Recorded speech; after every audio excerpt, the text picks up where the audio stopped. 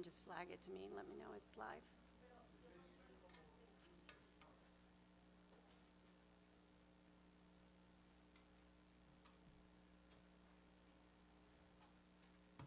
Good morning, John Jay. We are filled with excitement in our room here, and hopefully you're just as excited as we are on the live stream. I am Purnima Taylor, the director of the Career Learning Lab, and I have several members of my team with me today, and we are excited to share with you the first ever case competition at John Jay. Woo!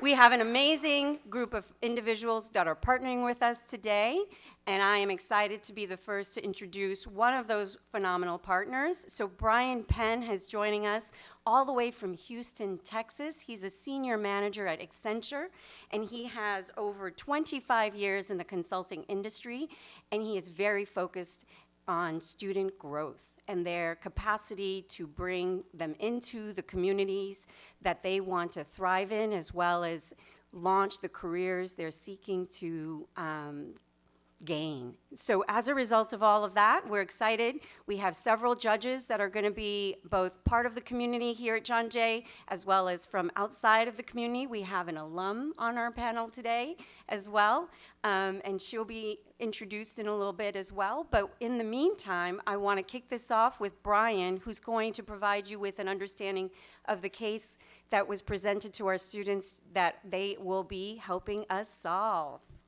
Brian Penn. Well, good morning to everybody, not only here with us in present, but those that are actually joining us via the stream. Again, welcome. I'm just as excited, and I'm probably a little bit more nervous than some of these students that are going to come up and actually do their presentations today. So, I know it's going to be a great day for us all. And so, again, thank you for the opportunity. Also with my colleague Shivani, who is the alum from John Jay, definitely representing Bloodhounds, here in the house. So with respect to the case competition, each of the, we basically put the class of students into 10 different groups. So you're going to hear 10 different presentations today about the particular case. And so here is the overview of the case. Basically, you've heard, or we all hear, as members of the public, a number of mergers and acquisitions that actually take place. So when you think about, even with the airline industry, back in the day, British Airlines was actually acquired, by American Airlines, years ago. And again, we hear, we as members of the public or stakeholders, especially if we have stock in these companies, we do hear about these mergers and acquisitions at some point throughout the process. And so basically the case study is built on the merger and acquisition of two different consulting companies. We've actually divided the groups up into 4 different distinct groups. Leaders of Company A, and as you'll see, Company A is the bigger company, and they have actually acquired Company B. So first group will be leaders of Company A, and each of the groups that actually make their presentation, they'll let us know exactly which group they are a part of. Leaders of Company A, group number 1. Group number 2, leaders of Company B. Then group number 3, employees of Company B. And then last but not least, we have the last group, which is the integration team. Now, in terms of the questions, or basically the problem that they're trying to solve, is what are some of the things that must be done in order to ensure that we have a successful merger? How do we make the employees of Company B feel like they're part of the family at Company A? So there's a number of questions that they'll be able to answer in terms of some of the solutions that they recommend, and we'll basically rock and roll from there. So that's basically what you have in store for today. Now, of course, the judges, yes, they will be judging on presentation quality, the content, and things of that nature. But for all of us here in the audience, and then those that are actually coming in via the stream, you'll actually have your voice be heard, as we would like for your help to select which of the 10 teams that have presented, who actually did the best. Okay, so that's basically what we have in store for today. Okay, so with that being said, why don't we just jump right on into it? So I need Team Latin to come on up and see us. All right, there you go.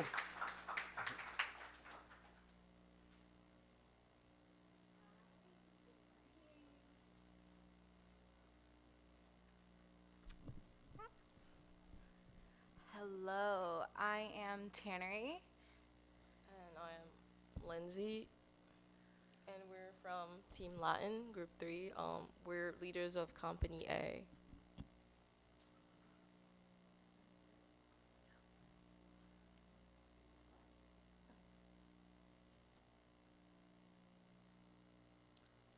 Um, so our objective as Company A when we acquired Company B was to integrate their skill sets and sharpen it, as we think that the skill sets that they have is ideal to our company policies. And we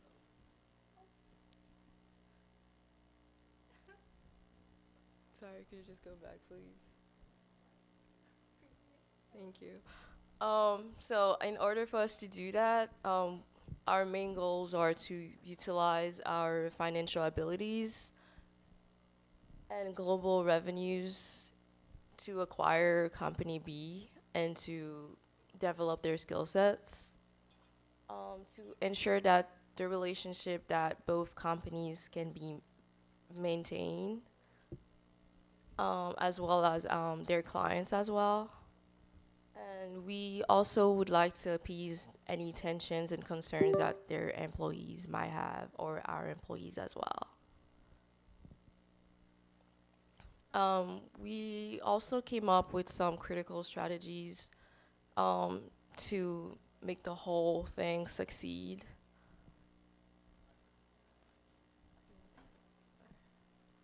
My partner would develop on that.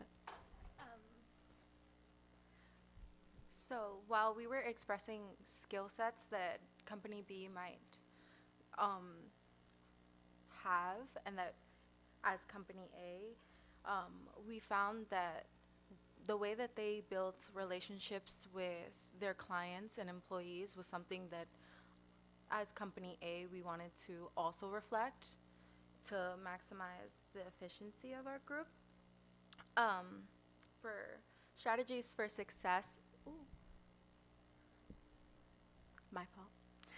For strategies of success, we decided that a conference would be had first with our integration team to probably find what worries Company B might have. Some worries that Company B might have, and be able to address them in a later conference with employees of Company B as well as their leaders. And then just further negotiate to be able to make a contract that would be suitable for both companies as they integrate.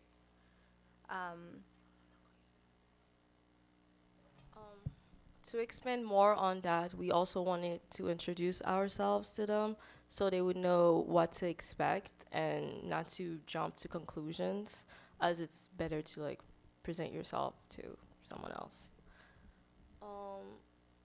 We also wanted them to know about our intentions and our goal to promote growth, because that's important as well for a company and their employees.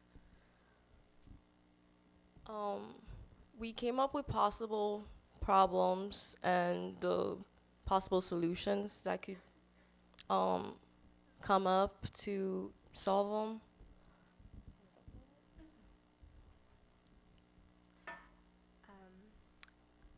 Again, we came up with it after speaking with our integration team. So the first problem that we found to be important, or that might be a big concern for Company B, was the fact that they might want a subdivision before fully integrating into Company A. And the way that we looked at it was that if Company B was to have a subdivision, it might get in the way of them fully coming into our company or being able to feel comfortable enough. So we believed that, we believed that while raising their concerns, that we would be able to work together, maybe even have some of company A's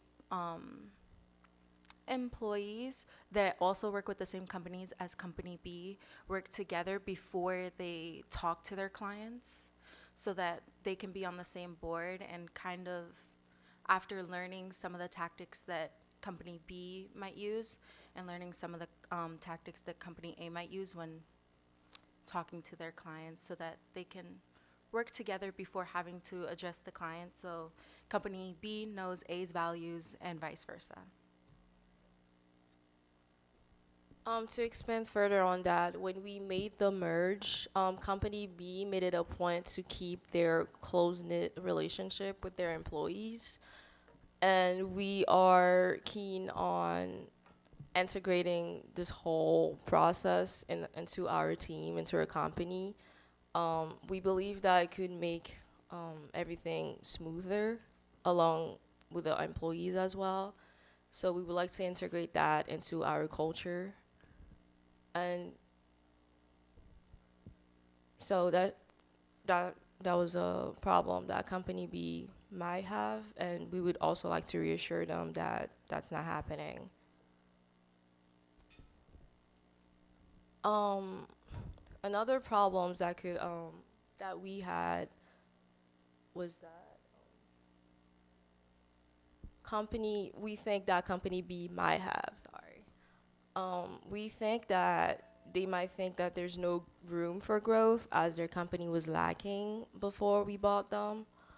But we are here to reassure them that there's definitely room for growth as there would be promotions. We have the means to attain that, and we just want great work from them. And we just want them to strive for success. And as they also bring more value to our company, we want them to feel that as well. There was also another point about them having vacations as well within their own company. We accommodated that by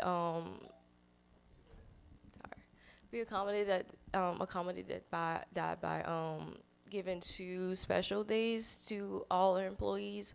One where everyone could meet, like a potluck or something for like all the locations. They could choose whatever day they want. And another holiday where it could be opted in. It's not required, but we just want everyone to like celebrate together and feel the success.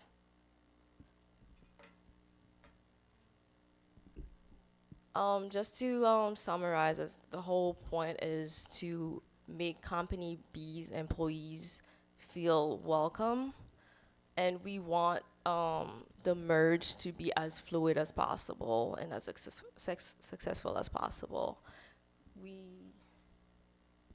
need new progressive integrations into the company, and we think Company B can provide that through their skill sets and their abilities. That's what we promise Company B.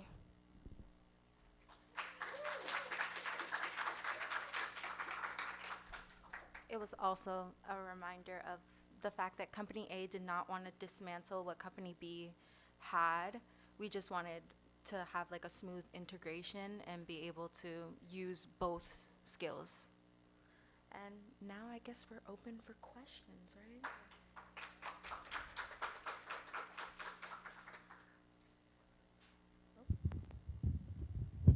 We'll now take a couple questions from our judges, 2 at most. Anyone want to speak up?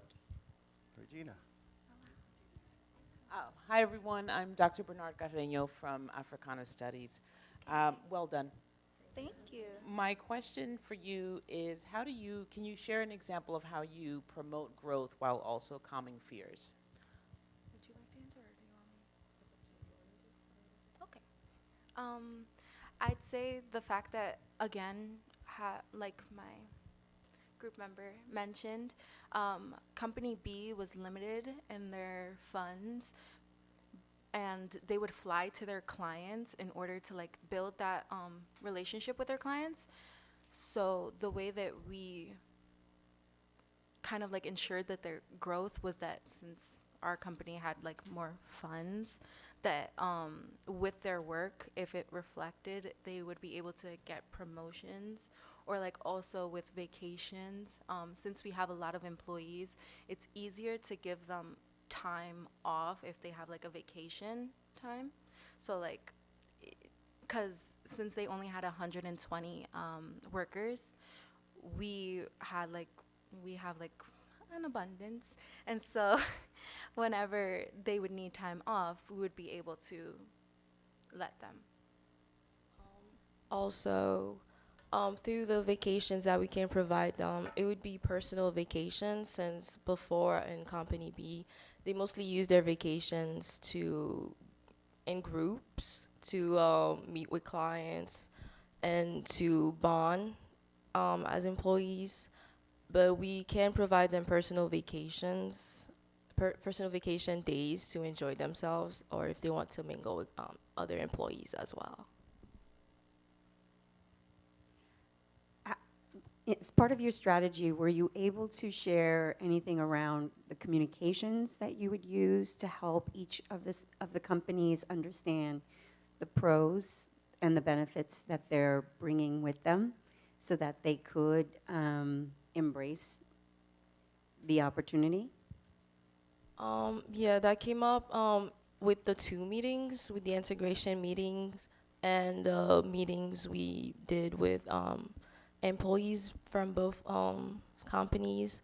We also had a meeting with the clients as well to reassure them that they won't lose the persons they've been doing business with, as that's a topic that came up, because we know clients, they're like scared if anything happens. We just wanted to make sure to tell them that everything would stay the same, or if anything else were to happen, we'd have another team to back them up in case of any problems. Great, thank you. I'm sorry. And to add on a bit, like I was discussing before, with Company A meeting with Company B, like if they have the same clients, they meet together beforehand so that they could be able to like account for each other's skills, or be able to work more comfortably, because the client probably has like this relationship and they don't want to lose that, and we don't want them to lose that. So it would be them just getting to know each other to then further better the relationship with the client. Thank you.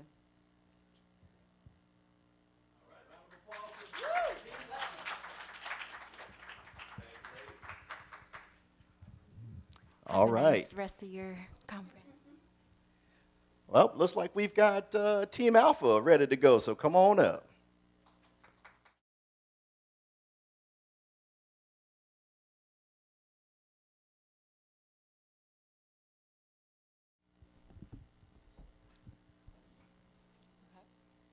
Good morning, everyone. We're Team Alpha. I'm Fatimatu, And my name is Hala. and we're representing the leaders of Company A.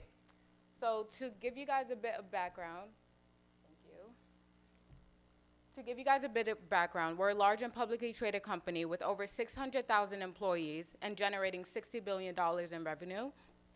We're looking to expand our company and grow and strengthen our skills. And we also have work within a variety of manufacturers in a lot of industries, including government, airlines, and retail. So we know that a big question that arose when it came to this merge was, how are we going to produce more while also conserving our resources, right? And we know that Company B can offer us those opportunities through their change management practices. So a bit of our goals is to allocate our current resources towards this expansion, towards this growth. And we also want to maintain the strong relationships amongst all of our employees. And I'll pass it off to Hala to talk about Company B's goals. So Company B is a small but a very impactful consultation company. So they are very good at what they do. They are very good with change management, and that is something that we need. Another thing that makes them very unique is their culture. they are in an environment where people genuinely know and connect with each other. Their annual trips and their sense of community really brings pride and loyalty, not only in their workplace, but with each other. So, not only in the workplace, but with each other. So, a lot of their goals is that they need more opportunities to grow, to like thrive and flourish. So, what we're bringing in as Company A, we're bringing in more opportunities for them, such as in different industries where they didn't have access to that before. So that's what we're bringing in with them. Another thing is that they really, really value their workplace traditions. So that's also something that we will be talking about in the next slide. So in terms of what we'll both win, we know that Company A will win the change management skills. That is something that Company B is bringing into our company, and we'll value that. As for Company B and its employees, you guys have more breadth and more ability to just expand your client outreach and go into industries that Company B didn't previously have, right? So those are the government, that's the retail, and that's also airline. Yeah, one second. I also want to add on that Company B, even though they had very valuable skills and they had a very good work culture, they were slowing down, and then their financial strain further affected what they can achieve. So, yeah, this is also one of their goals. Yeah. So, yeah.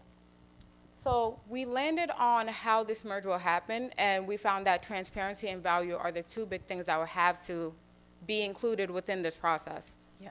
With So- transparency, So how will a successful merge happen? Well, a successful merge requires two things, transparency and value. So what transparency means, it means being open to how this transformation will be.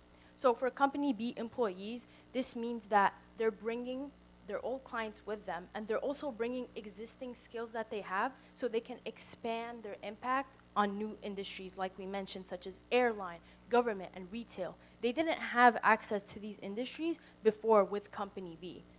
And another thing is that investments into regions where they're already working. It's mentioned in the case that they are not in one place, they are in different countries. So investments in the UK, Mexico, and Colombia, so they can feel connected to a larger and global company. another point was value. Now that's personal value and organizational value. Personal value relates to what they're bringing to the table, and that is the change management, and that is the culture that they bring with them. And as for organizational value, we know that we're a company that wants to continuously grow and strengthen ourselves.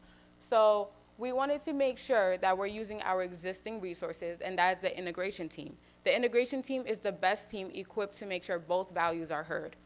So part of that is to overall just facilitate a smooth transition into this new environment and ensure that both values are represented, ensure that transparency is there so that no one team knows what's going on versus the other not knowing what's going on. And that's how we determine a successful merge will happen. So we'll take any questions.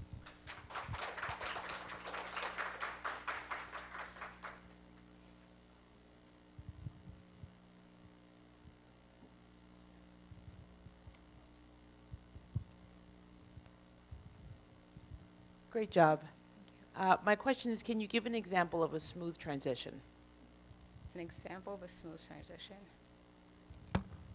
So we know that Company B, they already have areas in Colombia, UK, Canada, etc. Now, the employees in these areas, there aren't much, right? Some of these numbers look like 3 employees in one area, 2 employees in one area, or another 3 in another area. So smooth transition would eventually look like having Company A employees within the client outreach that Company B already has, while also Company B educating more folks on change management. So essentially, it will be based on just an integration of skills. That's where I'm trying to get at. So rather than just having Company B manage areas just in change management, you have people from Company A coming over and telling you, hey, this is how we do stuff. These are the skills we have. Give us some of your skills. And yeah.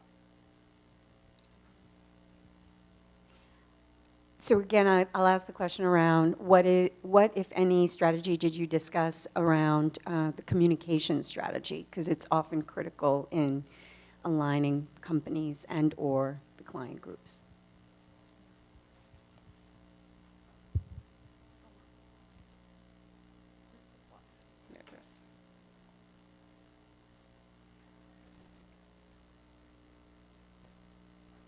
Okay, so one of the strategies we spoke about is collaborating with the integration team. So the integration team would essentially communicate with the employees, be their leaders, because once again, you know, we're acquiring this company. We're also there to learn from them, but at the end of the day, company B's leaders, they know their employees the best. So that's our communication between them.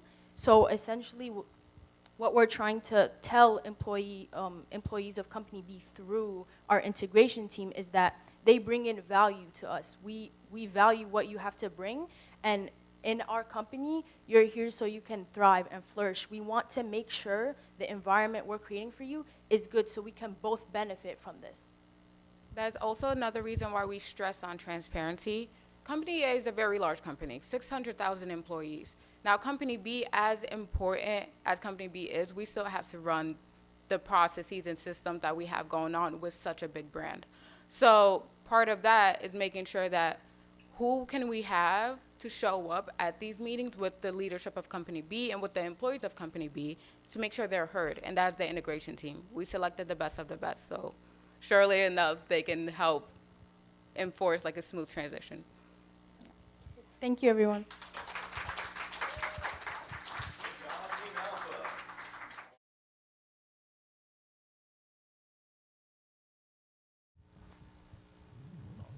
Just real quick, I'll get this. All right. Next on the docket, we got group number 8. Group 8, come on down.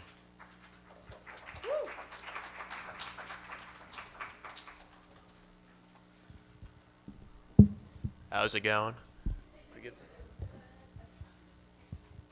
All right. We are Group 8. It's John and Edison.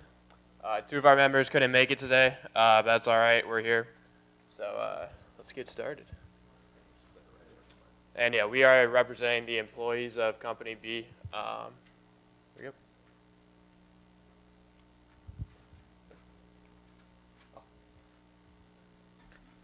So, our company is merging with Company B is merging with Company A. Move is sudden and unexpected with a shock to all of our employees. They are acquiring us because of their lack of skill in change management on the shop floor, and our company decided to accept this merge because of our financial longevity concerns if we continued alone. Yeah, so from our perspective, we have very little control in this situation. We're just the employees, and we kind of have to go along with everything with what our leadership's doing and what Company A's leadership's doing, but we're just kind of all hearing about this, and it's all very unexpected for us. So it's very quick, and we're trying to handle it best we can right now.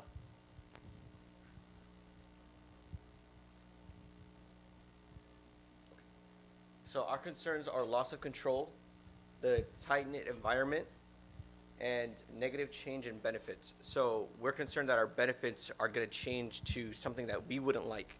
So our addition to this, to the Company A, is that we want to make sure that all of our benefits are smooth transitioned to this new company, and that nothing is changing to lower our status, but also to continue on with our growth in the company.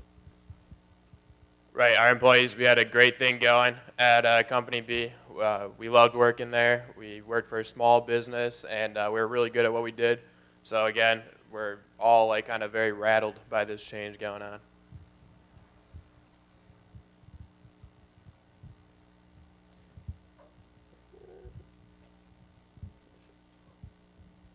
So what we bring to the table is our strong expertise in manufacturing clienteles, our family environment, so for us in Company B, we together are a family, and we make sure that we have things like the annual events that we have together, where we come together and just have time for ourselves and connect with each other. And our success rate and our proven results, which is the reason why Company A is trying to gain Company B and why this merge is even happening. Yes, this is very important because we have a lot of leverage in this situation. Company A bought us for a reason. They lack the scale on the shop floor that we have, so it's important that everyone knows that we are very effective at what we do on the shop floor, and we bring proven results. We have a very successful method that works, and it's very important that Company A recognizes this moving forward as we, merge into their company.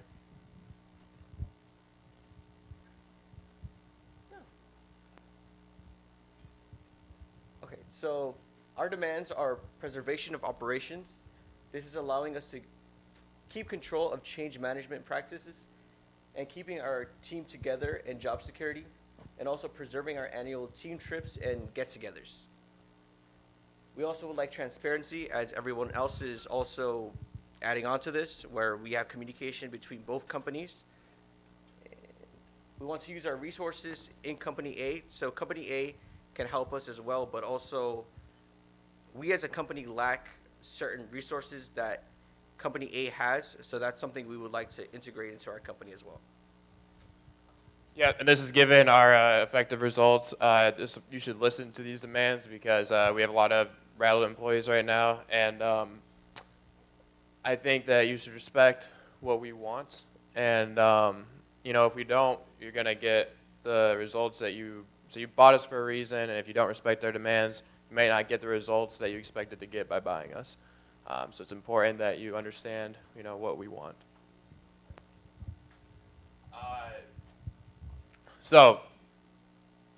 I click it, or there it is. All right. So what we believe constitutes a successful merge. The most important thing we have to do is establish the strong relationships right away.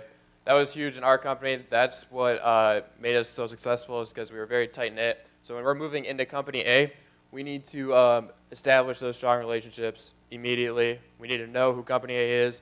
It all has to be very transparent, and then we can start moving forward after that once we all know each other and are on the same page. And yeah, we're fine to balance our needs with Company A, right? We're able to work with other people. So we're going to learn your guys' missions. We're going to learn your goals. We're going to, become part of you. But you have to understand that what made us so successful was our certain method of doing things, which was staying tight-knit, being experts in our field, and that's what carried out success. And then, yep, we want the same goals that you guys do. We're going to increase profits. We want to use the resources that you have. You have way more resources than we do, right? You have a multi-billion-dollar company. And so use your money to then help us to then, overall help the new company that we're a part of.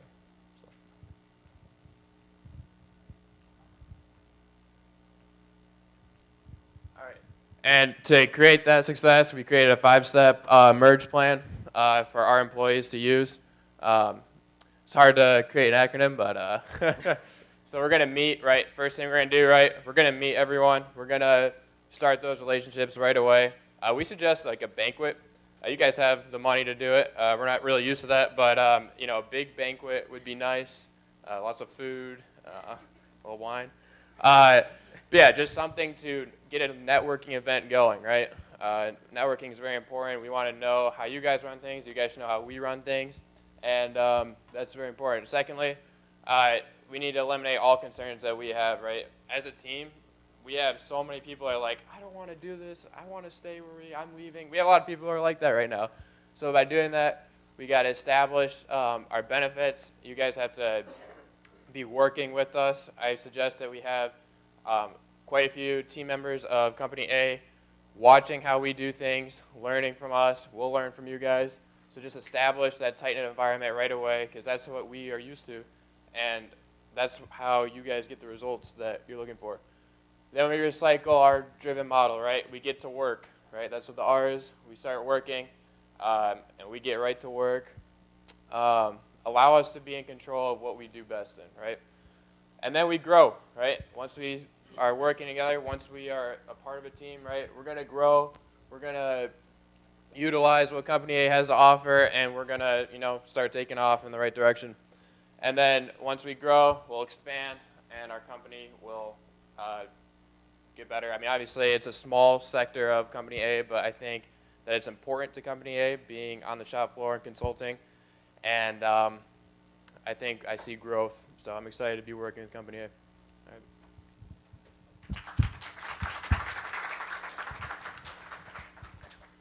Questions? Oh. I know that as Company B, one of your specialties is change management, and that's kind of why we're acquiring you. But given that your company is much smaller, and we are a larger company, one of your demands was that you were to continue leading change management, which is great. But as Company A, what if we also have ideas about change management ideas, and we'd want to make changes to what you have? How would you respond?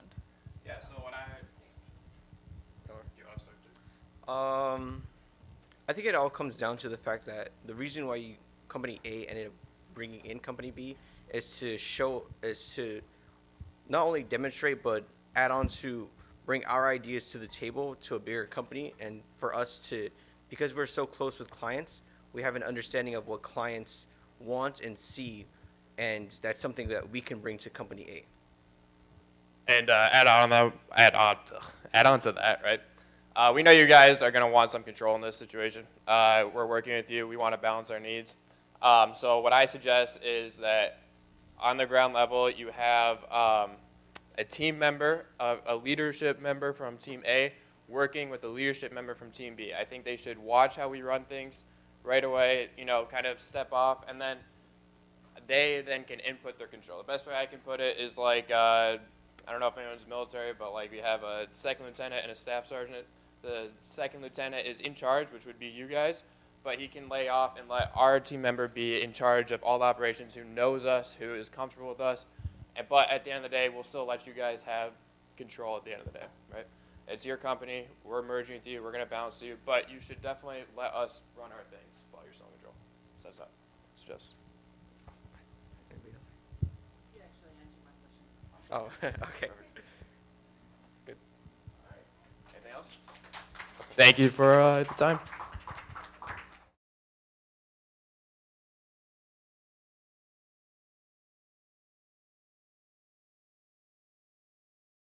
Well, next on the list, we've got Team Alpha. Are they in the house? All right, they still practicing. I say, we're going to get them. We're going to get them. Okay?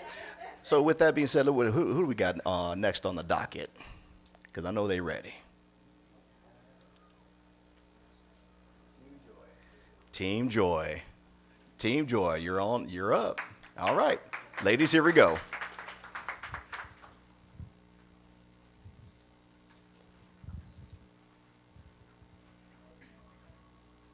Okay, good morning, everyone. My name is Jadine. We're missing two of our team members. They're still in class. So we're just going to go ahead and get started. Hello, I'm Aisha.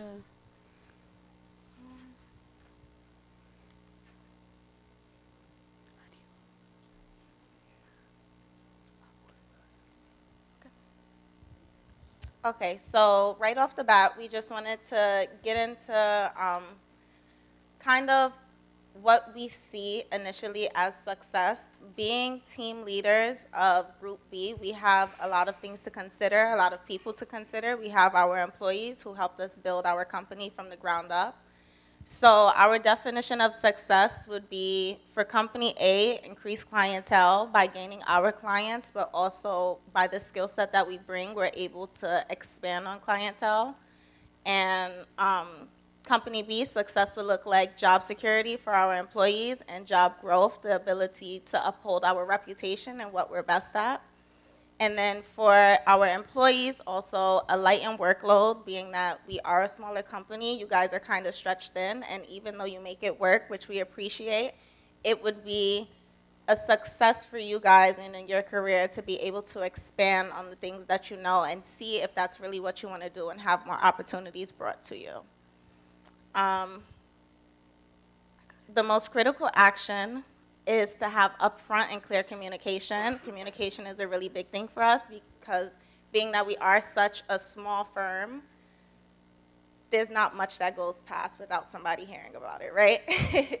So the only thing that we ask from company A is 6 months to a year foresight of expectation and attainable goals for our employees, so that way that sense of insecurity or confusion is gone, because we as company B, being that we're being acquired, we can't supply all the answers for our employees. So it's important that there's someone who's accessible to answer their questions, which we appreciate the fact that you guys brought in an integration team. Okay, so addressing the employer's concerns. So one would be betrayal, confusion, and anxious, fear, and fearful. So for betrayal, so working for a larger company, it will be more of an overload, work overload, and confusion would be like, so the merger is financial, it's purely financially necessary. So the deal was sealed by creating an emphasis of on teams and work ethic, and skill and dedication. So security after the merger is stronger than before. So as a large company, they might not have much resources. And a sign of good faith is also good for the employees as well. So in addition, I just want to add that with our employees, like, we hear you guys, and the reason that we didn't tell you about being acquired or the fact that we were even searching is because you guys have so much on your plate already that we're aware of. So we wanted you guys to be able to focus. We didn't want to create a sense of fear. It's not that we don't value your input, but there were better things to prioritize. So we prioritized your well-being. And like we said, you guys are what helped us get acquired. We just brought the company, but you guys are the company. So you guys are the table, so to speak. You have everything to offer, so there's no fear that you're going to be left behind when we do get into company A. So to address our clients' concerns, which is something that's important to our employees, you guys have built relationships with these people. We are a small company, once again, so our clients become like our family. It's an addition. So with that being said, I just want to stress that you guys are used to building a network. So this transition should be very simple for you. For our clients, we want to maintain trust and privacy. We know that when you're stepping into something new, there could be security issues like, where's my information going, or how will it be handled? And being that company A is used to being globally exclusive, they have stronger security features. They have more money to put into better systems, and it's not to say that we don't have it, but this is something that they have expertise in. We have expertise in certain things, and they have in others. So this is what makes this like a fluid connection. Also, for our clients, we want to make sure that we're communicating and we're still keeping up with our interactions. So we were able to send 90% of our team to travel to meet with our clients, and we want to just make sure that that's being upheld so that way our clients don't feel left behind. We created what's called a hands-on handover. So we'll still be the point of contact while also making sure that our clients know that there is a transition. So while we are here for you, you will also have a larger network. So it goes the same with our employees and with our clients. You guys are going to have larger access to people, which means that you get more help and more support. In conclusion, we just wanted to have these key takeaways. They're words to remember by, so we'll explain them. The first one is patience. Everyone just has to take their time, right? Our employees, you have to be patient with company A and company A's employees, because at the end of the day, they have acquired us for what we are well known for, but they have their own systems that we are going into. We chose them because they have similar standards to us, so that way you guys would have the maximum benefit out of it. So while they're going to be patient with you, you guys need to be patient with them and just remain what you're used to. Adaptability is another one. You have to be flexible. You can't have patience without adaptability. You have to have an open mind. Everything is not going to be the same, but there are things that will be similar. If you feel like you have something beneficial to add, you have the option to voice it, and that's the beauty of joining a larger company. You have people who will listen to you. You have better doors that will open. So worth ethic is a very important and crucial step. So being able to take full-on responsibility and dedication and discipline, especially towards our clients, being able to show them that we're here, we're gonna work with you, and that we're gonna follow through everything with you, and they don't have to worry. Also, trust is important. Being able to have our clients to trust us with what we're doing is very crucial to us as leaders. Any questions?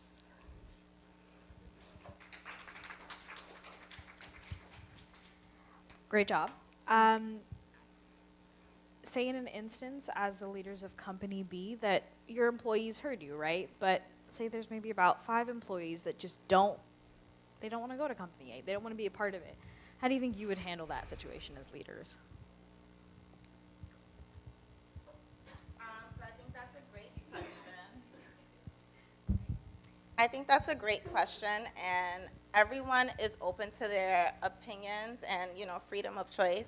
It would be unfortunate if we were to lose those employees, but as leader of Company B, I would call a meeting with the integration team so that way they can address their fears and concerns. That's why the integration team is there. Company A actually put a lot of time and effort into making it, and I want my employees to know that there are resources for them if they feel confused, anxious, fearful. There's someone to answer those questions, even if they feel like they can't voice it to me or my partners because of how things were brought about.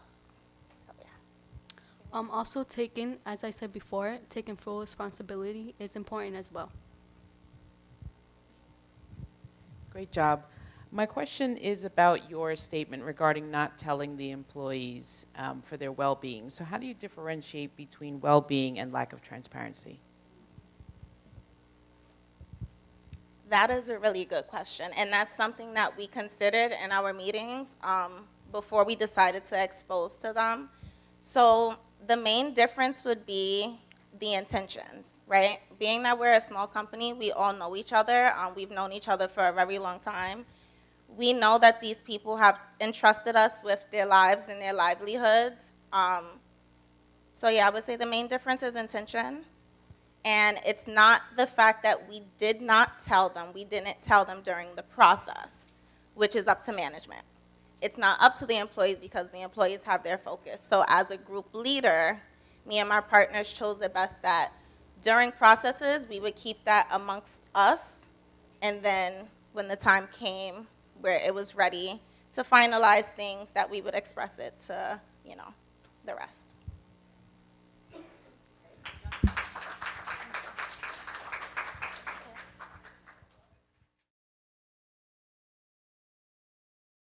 Great job.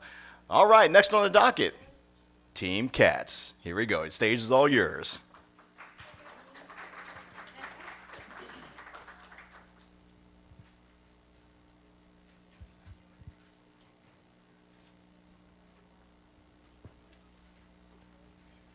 Hi guys, welcome to Company B, our employees, and thank you so much for taking your time to see us present and giving us that platform. We are Group 7 Cats. My name is Sadia Ria, a current junior at John Jay, majoring in international criminal justice and minoring in political science. We also have Tenzing, who is a senior majoring in political science, minoring in human rights. And my name is Angelina Simonova. I am a major in law and society with a minor in accounting with a pursuit in dispute resolution. And my name is Carolina Vasquez. I'm double majoring in Latinx studies and political science with a minor in human rights. Thank you for having us. What are we? Who are we? Company B is a small, privately owned consulting firm dedicated to supporting manufacturing companies in various sectors to improve their performance. These sectors include chemicals, consumer product goods, food, beverages, life sciences, and oil and gas. We represent the body of 120 employees throughout many countries. We are known for delivering results to our clients. We also take pride in our family environment, which includes 2 annual celebrations, a trip celebrating the start of our company, and an office celebration to end on a good note and set the tone for the rest of the year. Partaking in this merger and acquisitions with large-scale Company A, we have some concerns. So why are concerns important to us? We want to protect our identity and integrity within the company. And our objectives reflect our needs and the foundations that reflect our culture or environment.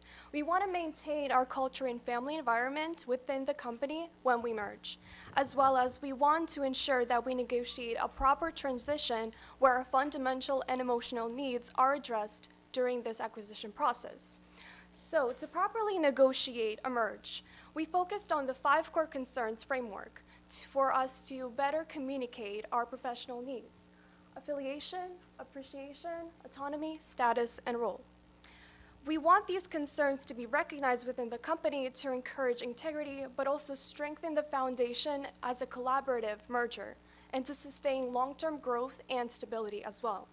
So how do we exactly address these professional needs to the companies of our leaders according to this framework?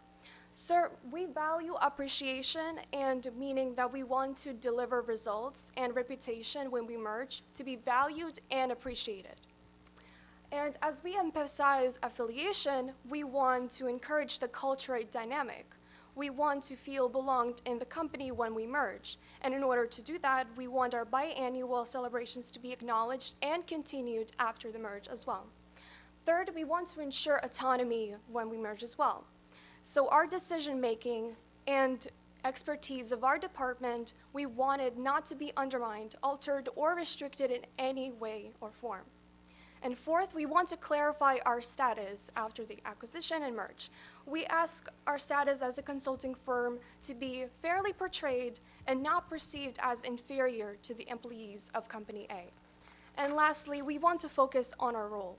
After we merge as consultants, we want our role to be meaningful in the company and our leadership to be recognized to facilitate the change management process. These are our professional and fundamental concerns that we want to be addressed during the merge. So how do we ensure this merge is successful for us?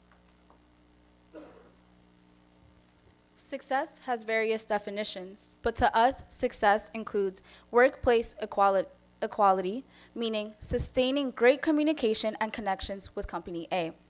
Second, maintaining our aforementioned family culture. Our trips and celebrations define our great work ethic and environment.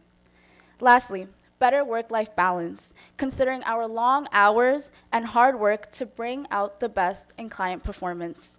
Thus, the true value of success is through collaboration and action. Action needs to be realistic, right? There has to be a plan behind it. So it's very important to make sure that we have a merger breakdown plan for us as the employees. So making sure that there's a 6-month adopting and training period, because we have to understand that this merge is a big deal. You cannot do it in a short time. It's not done in 3 months, 2 weeks, or just a meeting. That's not how that works. And including that, we have to make sure that we're talking about negotiation with salary, hiring contract, because that is part of it, right? We're joining Company A. We are now employees of Company A.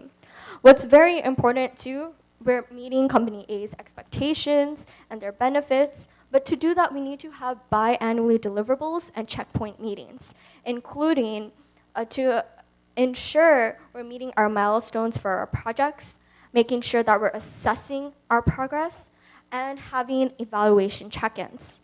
But of course, communication and transparency is key, right? So that's why we have to establish a communication department or a formal integration team not made by only Company A, but also having representation from Company B. Because you have to understand we are working together to make sure that we are recognized as a whole, to address any communication or language barriers. And when we're talking about language barriers, look at this. This is how our current breakdown is for our employees, right? Some of us there's only three in Colombia, Mexico, UK. That's like a one-person job. We need more of Company B to be spread out, more of our buddies and our friends. This is probably our equal line if everyone is, there's an equal amount of employees. But then this is a better plan, where USA is our headquarters, and making sure that we're spread out. And this is also a great chance to involve Company A employees to the team, so there's a better idea of collaboration, communication, and just understanding what it means to be a global powerhouse. What's very important comes to opportunities of meeting and networking as well with the directors, head of departments from Company A. So we have productive workshops, right? Understanding who our leaders are. Thus, that will all happen during the training period. Emphasizing again that we are becoming one instead of participating in an individualistic merge, we must respect each other's values, mission, and culture. One being receiving the same benefits as Company A under the conditions of being considered as Company A. We ask for better pay, PTO, and insurance benefits through acknowledgement of each other's needs. The other being slowly integrating Company A employees into the consulting team of Company B, following a mentorship relationship. This process includes organization methods and facilitating the change management process. We are confident in our ability to work on the floor with our clients. Our clients are very important to us, and maintaining a professional and confidential relationship is our top priority. Our clients are vulnerable during this merge process and are unaware that this is happening. This is why we want to ensure the incorporation of due diligence process to maintain confidentiality agreements with the clientele of Company B. This ensures that sensitive information, client trust, data remain secure during this transition period. Thank you so much, and let us know if you guys have any questions, and Company B employees' voices are very important.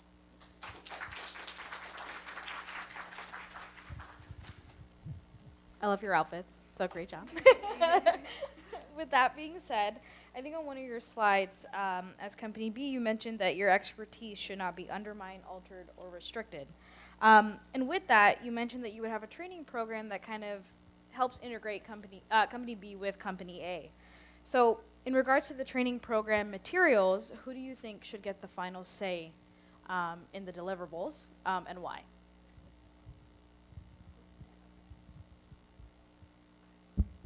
So it's very important that everyone has a say, right? But also leadership, right? The way that we see it is if we are going to be integrating into Company A is a huge company. And we understand that we are now part of Company A. But we're the consulting team, a consulting firm. We should have our own department. And within that department, whoever is in charge of that department, which it would include leadership of both Company B and Company A, will have a say to it, right? Making sure that there's communication. What are we measuring? What is the progress? Data. What is going on? So that because we have this kind of proof and transparency, it's agreed upon. And also, the employees that are entering the department for the consulting department is also employees from Company A. And within training, when we're talking about the change management process of how well we do, talking with our clients and how that process even looks like, we as Company B are teaching that sort of process to Company A, just like they're teaching to us these new clienteles and who we should meet, right? It's all about having that communication. And a lot of our fears come to being like an outsider, right? Not being heard, not being understood, being judged because we don't have that corporate mindset. But that is not the point here. The point is we are working in a company, we're trying to make profits, we're trying to become change makers, and that's the best way to do it. Thank you. Great job, everyone. How do you ensure that clients are empowered during this M&A? Our clients, as we mentioned earlier, 90% of the employees do work directly with our clients and do travel to our clients, so they are definitely a big portion of our company. So with that, we do acknowledge the confidentiality of their information as well when it comes to transferring and merging. So with that, we will have that clear communication, and also we are in charge of departments that consult these clients. And they are not completely out of the know. They will be aware of the merge and acquisitions that is taking place. But with that, it would be a collaborative effort, as these clients would also be aware of company A's mission and culture and everything that would become merged between both companies.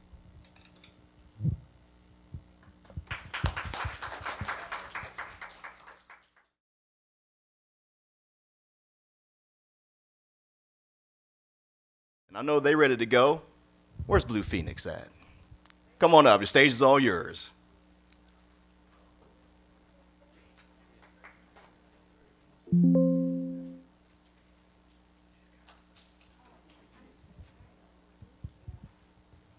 Good morning, everyone. We are Blue Phoenix, and we represent the leaders of Company A. My name is Deja Lucas. My name is Mahek Patel.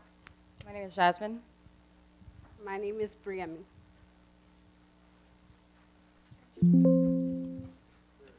So our introduction is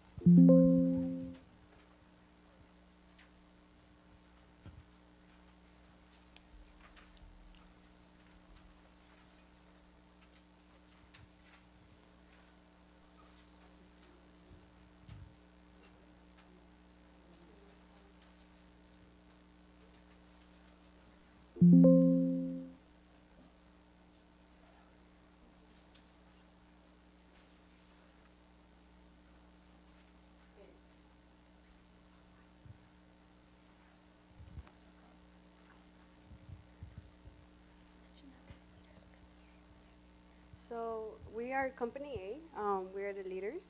Our company is a large global tech company with over 700,000 plus employees. We are recognized as titans of the consulting industry. We are publicly traded. We are a publicly traded company with a stock that's been on the rise. Over the past 20 years, we've acquired various companies to compensate for our lack of skill sets. Now, I believe these companies are what makes us, dare I say, the best at consulting. As some may say, titans. Now we want to create a new partnership with Company B, as they are the best at applying change management practices and techniques. Company B is a young consulting firm based in the UK, Canada, Mexico, Colombia, and the US. Company B also works with people during a change journey. So, as they may be familiar with, some people don't react good to change. We will have problems integrating operations and keeping some work culture. We understand, we see, we care for all of our employees' concerns, new and old. In this new partnership that we want to create, we will do our best to tackle the challenges that arise.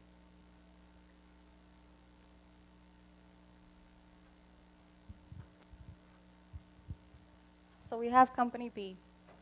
These are our needs. So we're most worried about the culture and maintaining the family environment and their needs. Provide more growth opportunities for employees to utilize the skill set and capabilities from Company B.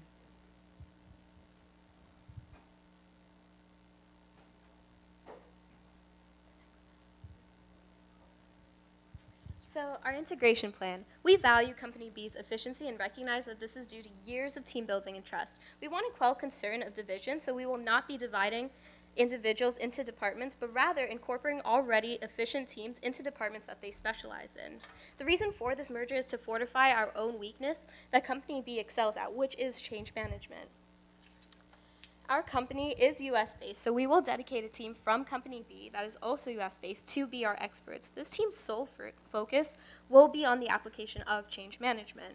With these slight changes, we ensure job security and opportunities to grow, as employees will be given the choice to transfer to other departments. We are a global company, so the employees working abroad are able to join offices in their area, and the option to attend meetings virtually is open to those unable to come to the office, thus ensuring a sense of unity. All of this will be explained in an initial orientation. We will have mandatory town hall meetings via Zoom and in person, in which teams will debrief and become more acquainted with each other. And Integration Council, we believe, is an absolute must and will be created from employees from both companies who share updates and guide decisions, which reinforces a friendly environment. And company satisfaction surveys will be sent through email, due at the end of every month for the first year, and then every quarter subsequently after that, to get a sense of how employees feel about these changes and these adjustments. So we understand that we are a large company, but we're not the only company, and so we do want to take into account the needs and values of Company B, while also being realistic about not only our budget, but the amount of people that we serve and the amount of employees that we have. So one thing that we initially took a look at was paid time off, but we realized that this wouldn't be a feasible option because having over 700,000 people and people located abroad, which would mean that we would have to also take into account the rules and stipulations of those other countries and the rules and stipulations of our paid time off in the US as well. So what we decided to do to help Company B feel as though they're part of the collective team is at the beginning of December, we will implement a celebration and meet up at home offices, which is something that they were already previously doing. And we thought that it would be a good idea to keep that.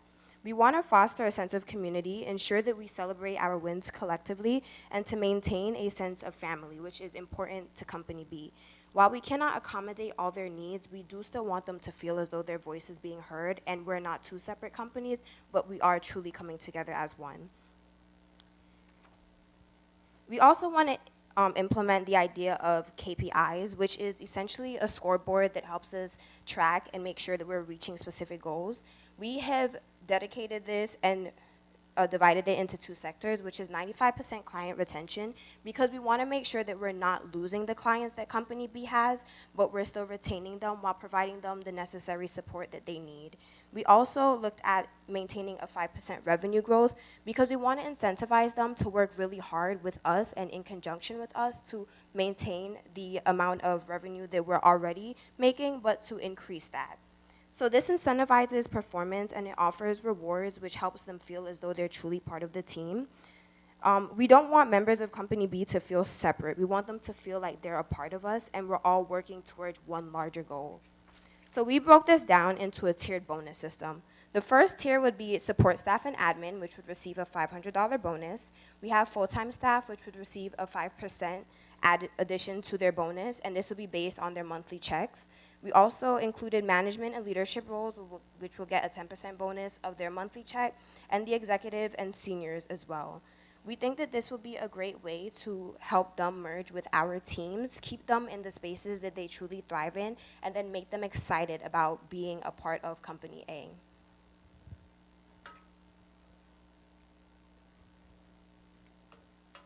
So our final slide will be what our vision is moving forward as we merge with Company B and make them a part of our team. The first goal we have is leading global innovation.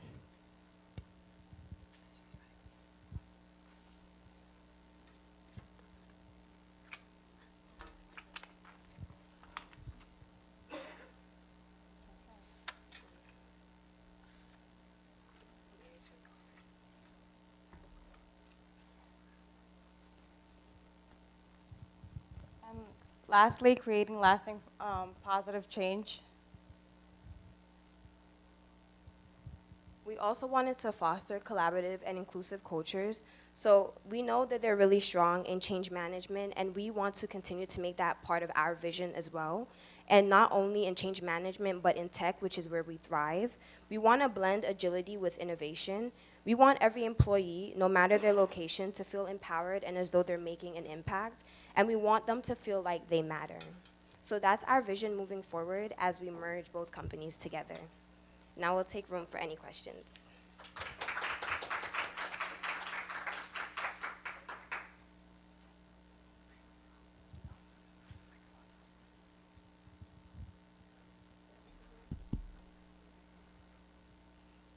So with your plan to roll out a tiered process for incentivizing employee integration and ensuring client retention, what do you believe is the response you're going to receive for that rollout, and how will you address any challenges or questions that you'll receive regarding the tiered choices? So as my colleague previously mentioned, we will have town hall meetings, and those will be ongoing. So at the initial orientation, when we brief them on what our goal is and what our vision is for the merger and for our brand, we will include the tiered bonus system, and at that point, we will be ready to listen to employees from Group B to hear any questions and concerns that they have and to address that, but also to take it back to the drawing board, because we don't know everything and we still have room and space to grow and to learn. And so we're not dead set on any one choice that we've made already. We're open to listening and to collaborating, because that's the point of the merger. They have strong skills and strong voices, and we don't want them to feel as though that's being stifled. Any other questions? No? Okay, thank you guys.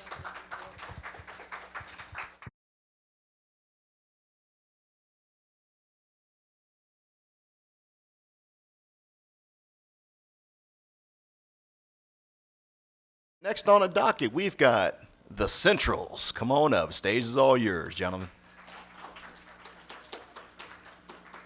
Or more ladies, excuse me. All right.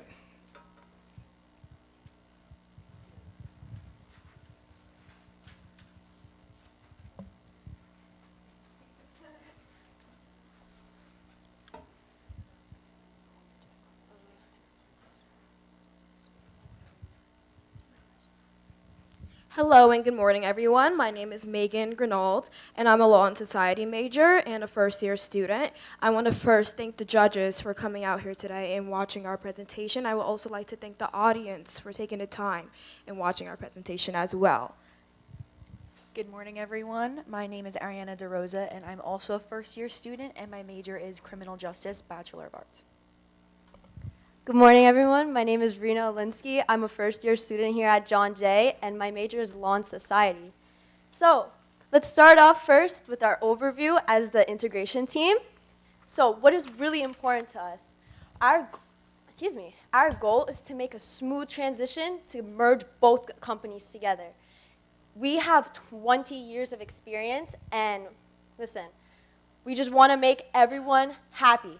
But we all know that merging two companies is not easy at all. So that's what we're here for.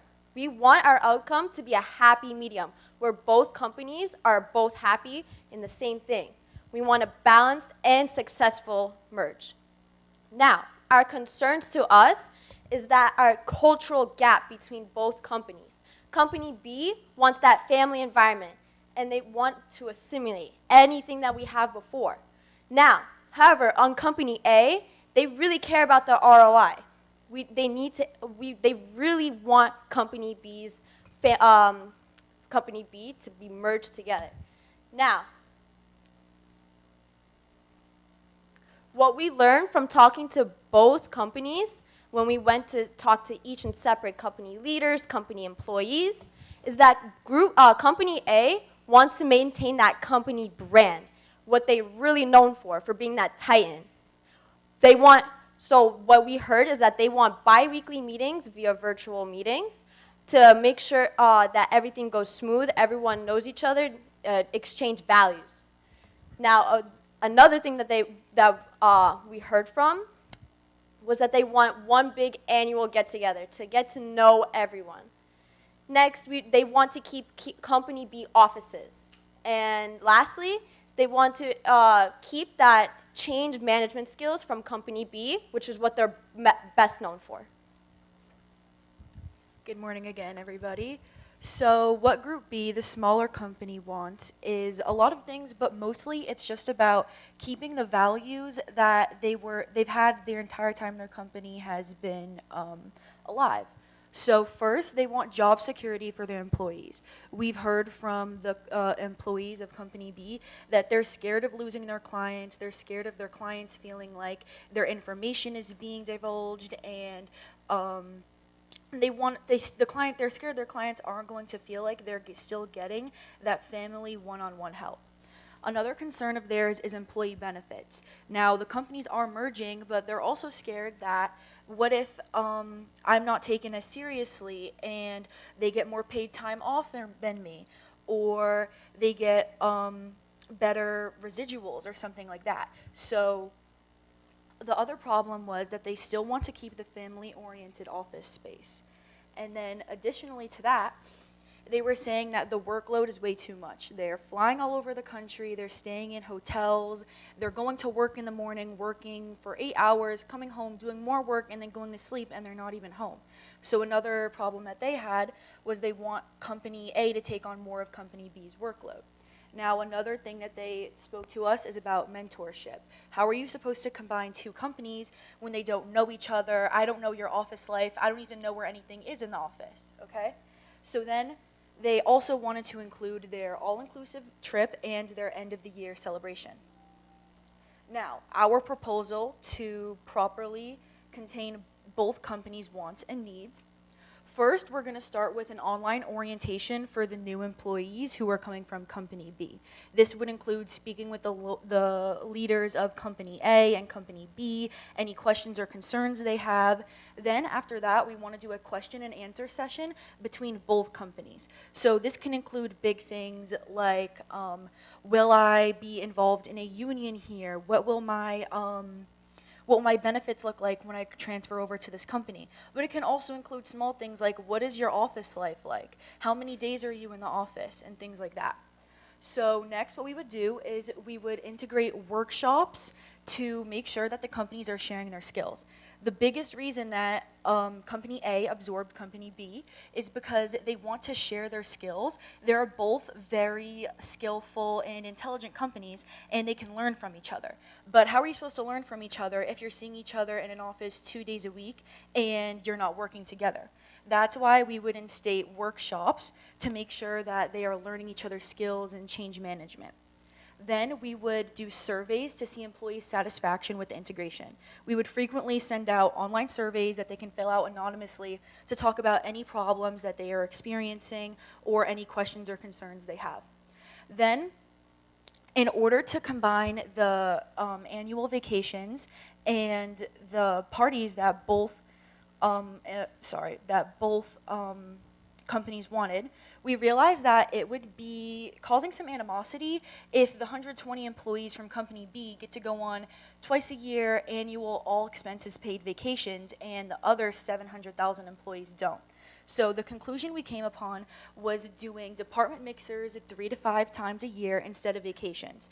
This will also help with the employees getting to know each other and building that family environment that everybody was very scared of losing. This will also include extra paid time off so that they're still getting vacation time, but it's just not an all expenses paid vacation from the company for 700,000 people. Then we would also, in order to ensure this family environment, make sure that there's leniency for groups asking for the same PTO dates. Now, we understand that previously the company used to go on vacation, the entire company at once, and we want to make sure that when these companies merge, they're still keeping that family environment. So now if there's 50 people in an office and 3 of them decided that they wanted to take the same dates, we would try our best to accommodate that to ensure that everybody is getting along and keeping that environment that they wanted so badly.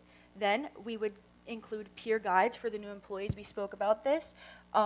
There would be a bonus included for someone in the office to guide the new employees from Company B. So you have a question about who do I speak to about this issue, or where's the break room, or how do I get into this office? You would go to your peer mentor. Also things like if you're on like a Teams meeting and you feel uncomfortable speaking because you don't know anyone there yet, you know you have that one person who you can connect with. then we would also, of course, provide additional help to any incoming members. They can always come and talk to the integration team if they ever need anything. So you're probably wondering, how are we going to afford all of this? Because that's a lot of money, you know, that we're spending on making sure that Company B is widely accepted. So we did the numbers. First, we have the department mixers. This was consist of catering, venues, entertainment, production, insurance, gifts, and travel. This all came up to an estimated amount of $33.6 million. Then we have the workshops, which will consist of enhancing those skills that we want from Company B to maximize their potential, coming in at around $144,840. The peer guides will be free because that will be basically on the employees' time because they're already working there, they're already employed by us, so they have their own salary. That's not in this estimate. The orientation will cost about $6,000. This is for the systems that are involved, learning modules, the tech, if we need tech support, if anybody can't get on the Zoom.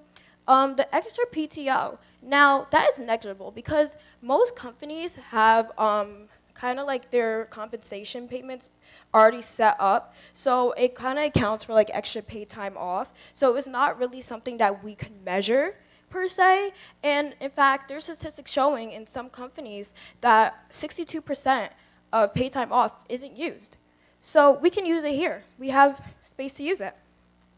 Then we have the extra help services. This could be like mental health services, or if the workshops weren't enough, you need additional workshops. We have this. This will be for each employee. So about each employee has a $10,000 budget surrounding that. And then we have the survey and Q&A. It's not really hard to make a survey. Just get it on a document and all that stuff. Next slide, please. And we want to know, we take from our history. So we really want to know, has this worked before? And I'm sure many of you guys are familiar with this acquisition between Accenture and Maryville. Similarly to Company B, Maryville was a small consulting firm with about 100 employees, and Accenture was a large global tech consulting firm as well, like Company A. Similar to the acquisition here, Accenture wanted to acquire Maryville for their skill set and stuff, so there also was just the same concerns that we have here, loss of identity and a loss of opportunities. And then Accenture was also scared of their brand image and ROI, return on investment. So they solved this, similarly how we solved this, with the integration of Maryville's product model, which was also taking from their identity as well. They didn't lose their identity at all during this process. In fact, they're integrating and bringing it into another company, which was the sole concern. And we have the onboarding workshops and long-term economic benefits and all of that stuff. So basically, we have similar solutions here, and we have proven that this has worked before. So, any questions?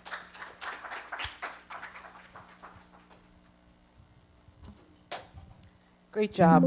I have two questions, actually. So the first one is, how do you sell 3 to 5 mixers versus time away? How do you sell that to an employee?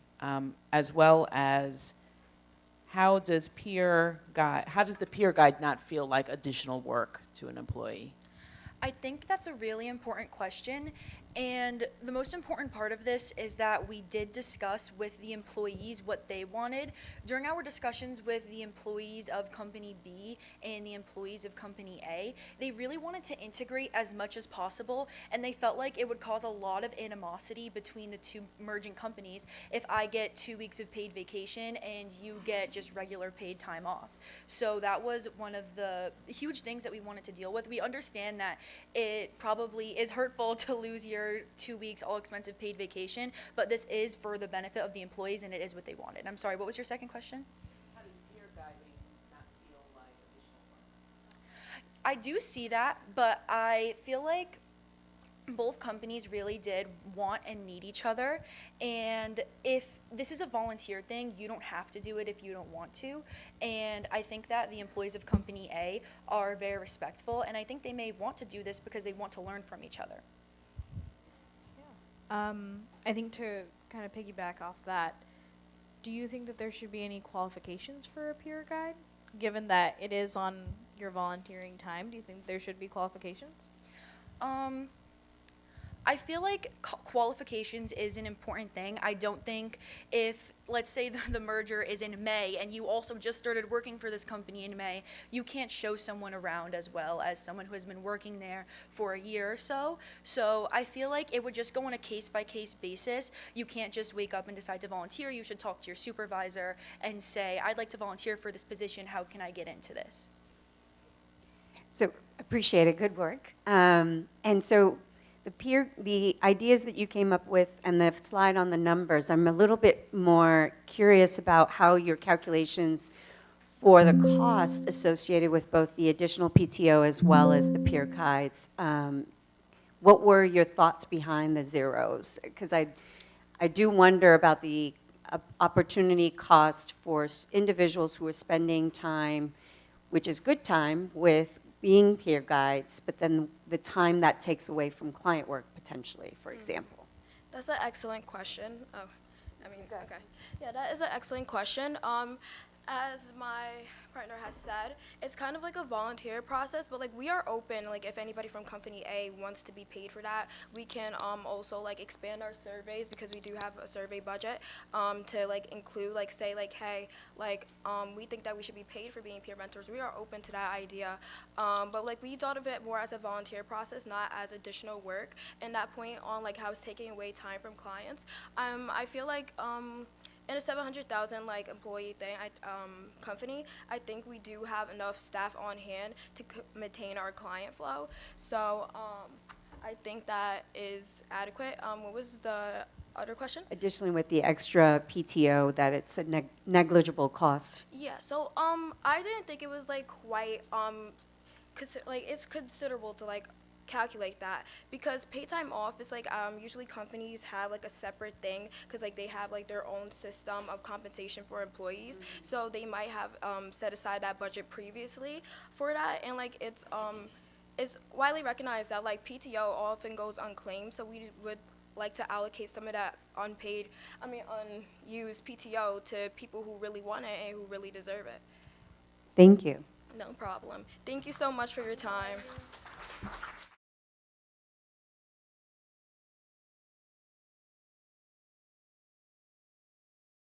To the Centrals, great job, great job. All right, next on the docket, we got Alpha, JJ. Here we go.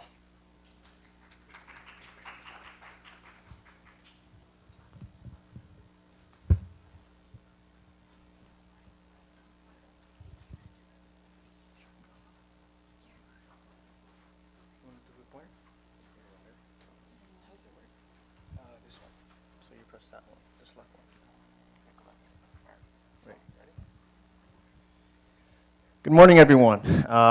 We are Team Alpha John Jay. We are representing the group leaders of Company B, but we're also representing our Alpha John Jay chapter. My name is Daniel. I am a junior majoring in computer science here at John Jay, and I'll pass the board to my colleagues. Hello, everyone. My name is Brian Mogrovejo. I'm currently a junior studying computer science and information security here at John Jay. Hi, my name is Lydiana. I'm currently a junior here at John Jay, majoring in economics. Hi, my name is Heidi. I'm also a junior here at John Jay, and I'm majoring in computer science and information security. Right, so let's get right to it. So what success looks like, right? So we developed a motto known as Better Together. Obviously, as group leaders of Company B, we understand that there are very many mixed emotions and just overall tension within our current state of affairs.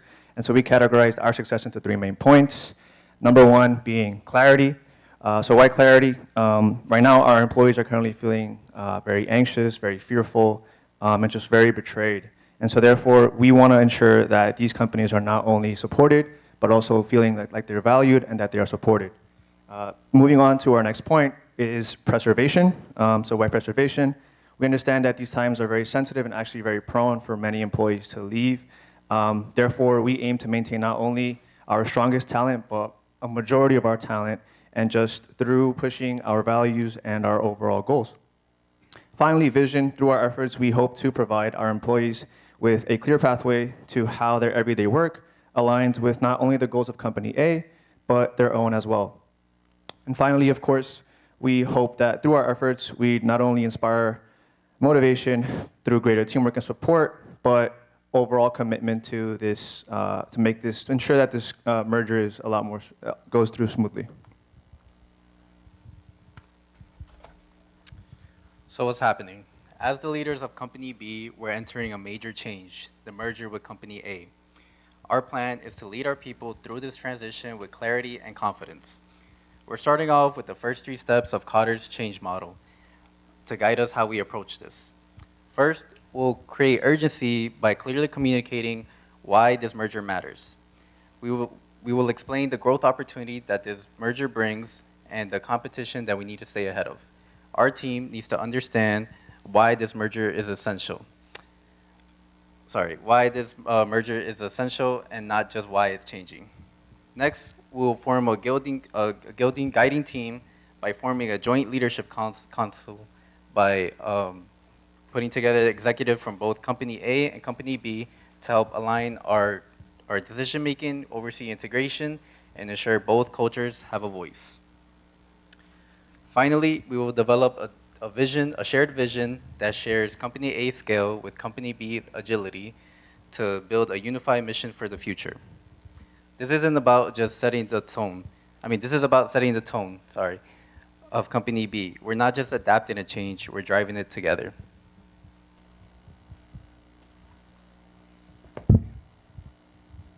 Okay, what we recommend as leaders of Company B. So we had 3 key points that were very important throughout this presentation. One is cultural solution, incentive solution, and also a support solution. So how can we tackle this down? So we have 4 main key points. One is transparent communications for our employees. It's very important to keep up to date our employees from Company B with the merger that's going on with Company A. And another incentive is company employee retention plan to offer industry opportunities and also opportunities for career growth. Together we could build a workplace where growth, innovation, and people come first, and that's what's very important to us for our family environment. Another integration that we have is culture integration, and we could do this through networking events for Company A and Company B employees. Another plan that we have is support and wellness, and how we're going to do this is to make sure that we have counseling and stress management for our employees, and then also to kind of tackle down a buddy system. I think it's very important for Company A and Company B to have that mentorship and guidance throughout this merger. And why is this all important overall? With doing this, we are eliminating costs and time of turnover while still keeping the family environment feeling for our employees.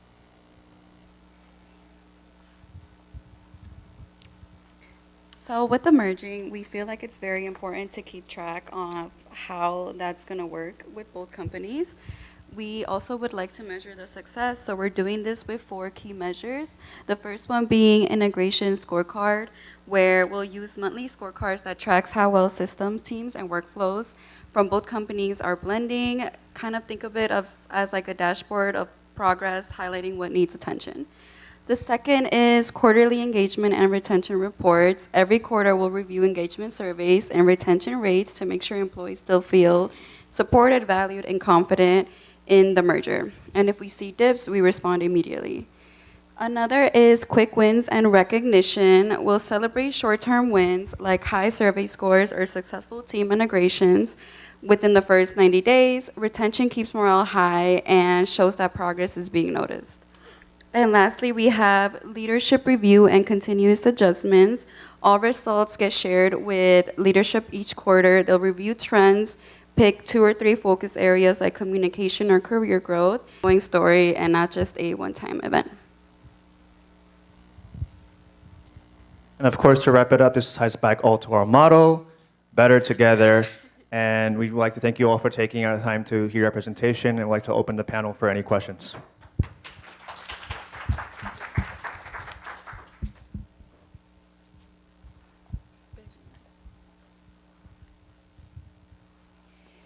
So I found the integration scorecard really intriguing, so thank you for sharing that idea.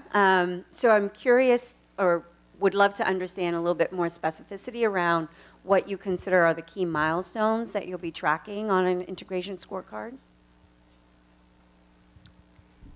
Yeah, so we would like to keep track on how they're merging in terms of how well the teams are working together as far as like teamwork, attitude, because I know there tends to be a lot of issues that arise when companies do merge together, you know, new employees, and it's all a whole like, it's a big deal for people to have to deal with that.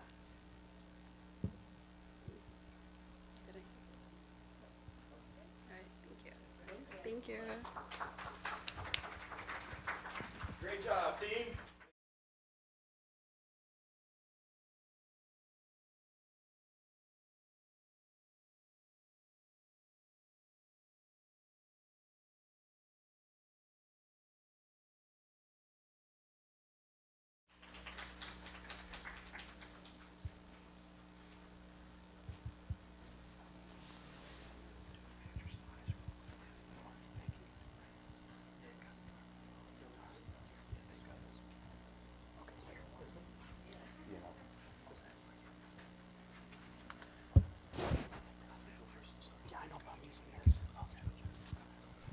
Hey, how's everyone doing today? Good, good. All right, perfect. So we are the Computer Science Society at John Jay, and we are Group B for the event today. Before we get into the proposal, let's introduce the people behind it. So this is all three of us, and sorry. MD is over here on my left, on your right. Sorry. That's a picture of me. And for Daniel, we had to use a picture of a cute puppy. Yeah, I couldn't get a picture of it inside. Sorry. So now that you met the team, here's a bit of, Here's a bit about us, about what we plan to do.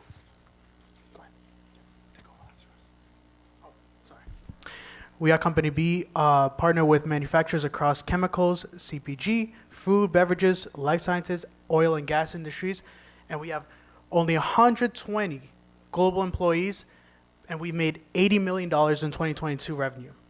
We are a consulting firm that values collaboration, innovation, and lasting client relationships.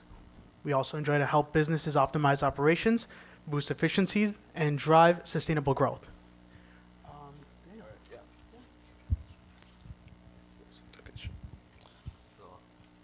All right, so with all that in mind, let's take a look at our problems for both companies.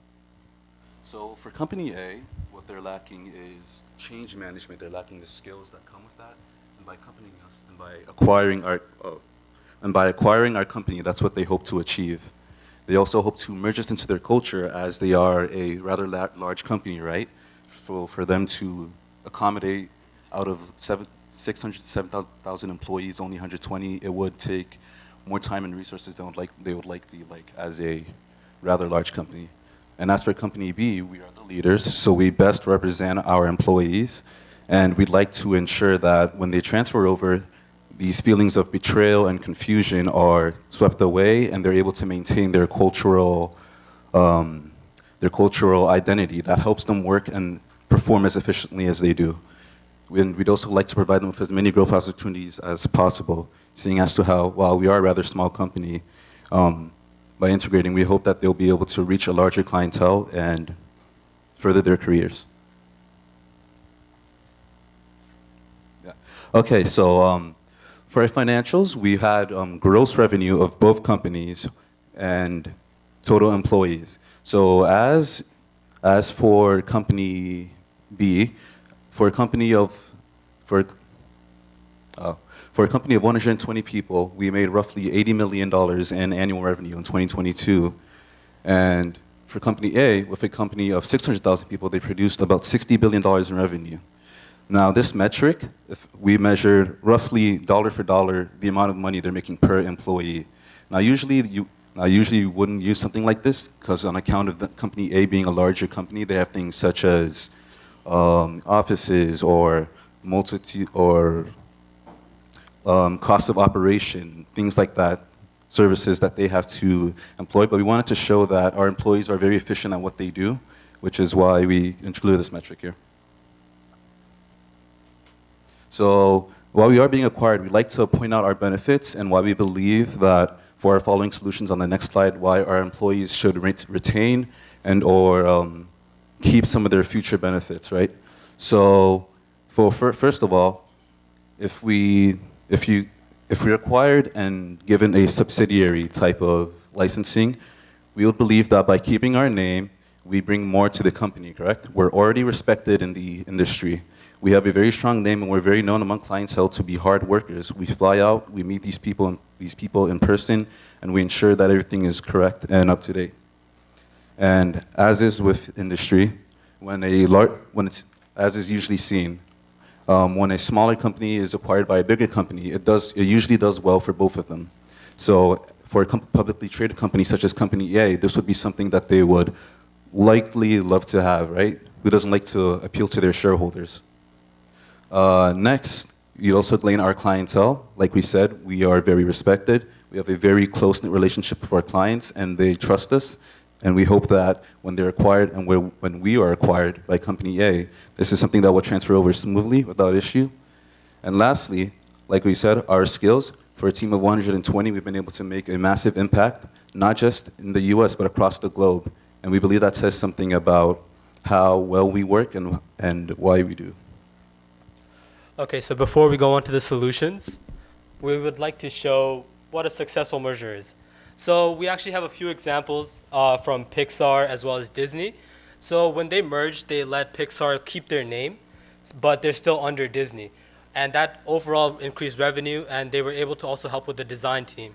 That's what a successful merger looks like. There's also another example that my friend Daniel here can emphasize. So we can also look at Exxon and Mobil. When Exxon and Mobil merged, what they decided was that Exxon, or rather why they merged, was they were both a company that overlapped in terms of industry space. They both occupied roughly the same area of expertise, and they decided that by merging, it will be beneficial to both companies and provide a stronger hold on the industry as one singular company. So when they merged, they decided that Mobil would give the executive reins to Exxon to calm any tensions between companies over executive control or smooth over any politics. And by doing so, they were able to integrate very smoothly into the company and they were able to integrate very smoothly into the company and provide I believe it was and provide a large boost to the company's efficiency overall. So now that we went over a successful merger, let's go over a failure, right? So a failure in mergers would be like eBay and Skype. On paper, it looked really amazing. So it was, on Skype, they would show each other products from eBay, and it would, overall increase the sales of eBay and everything. But they didn't consider the customer base and what the customers wanted, which ultimately led to their demise. So even though it looked good on paper, it kind of just fell apart in the end. So now that we broke that down, let's break down a few solutions that we have, which are we have 3 solutions, and we're gonna try to bridge the gap between our needs as well as Company A's needs. So we have 3 solutions. The first one would be the team building and vacations. So we wanted to we value like team building as well as a family culture. So with that in mind, we want to try giving our employees as much of our culture still so that they don't feel as betrayed as they did when we mentioned the merger. So in that way, we want to give them an extra week of paid vacation and be a part of Company A in this way. So they would get 1 extra week of paid vacation as well as a team building workshop so they can work with the people in Team A and have a stronger communication as well as a better team overall. And in these team building exercises, we wanted to also share skills with each other so that everyone can learn from each other. Because we want to sharpen our skills as well as sharpen our Team A skill, which was lacking in change management. But we also thought of the long term. Long term, that will lead to a stronger team and overall a better company environment, because everyone will be working together more often because of these team building exercises. Overall, we'll gain financial gain, which is really amazing. We're also equal to 6 employees, since we make up to 600K and they make up to 100K, which is why that financial statement was very important in the beginning. And then the second one, we would have the subsidiary, where we would have a separate office so we can continue to keep our culture so that our employees can still feel safe and family oriented. So we could continue to give our results as well as perform as to the expectations that we were set by Company A. So it would be a smaller unit given to autonomy over that small unit, which would be for us. And we would preserve the company culture. Employee can rest assured, maintain all the original relationships that we had, because we built a reputation around helping our clients and getting to know our clients. And then over time, this small unit would merge into the bigger Company A, which would overall keep our financial gain and our experiences, which will overall increase everything, hopefully. And over time, the merger will increase growth opportunities for all the employees. We also want mentorship calls with Team A so we can hone our skills and provide more to the company. This is also an example of what Pixar and Disney. And then the third one, which is the last one and that we don't want to resort to, would be compensation. Compensation would be $2,000 yearly compensation for the company's stock, because we want to somehow get our vacations back, because that was something that made our team work so well compared to Company A. Those vacations, those team building exercises were one of the biggest attributes of our company. So we want to do that and establish weekly mentorship calls. In the long run, employees can adjust more easily, as well as teach skills to other team members. So while we do that, I would also like to talk about our future, right? So our future, if we do decide to go with number 1, which would be the merger, which is our favorite option, it would lead to a stronger overall team and would lessen the financial burden of Company A when transitioning a new company.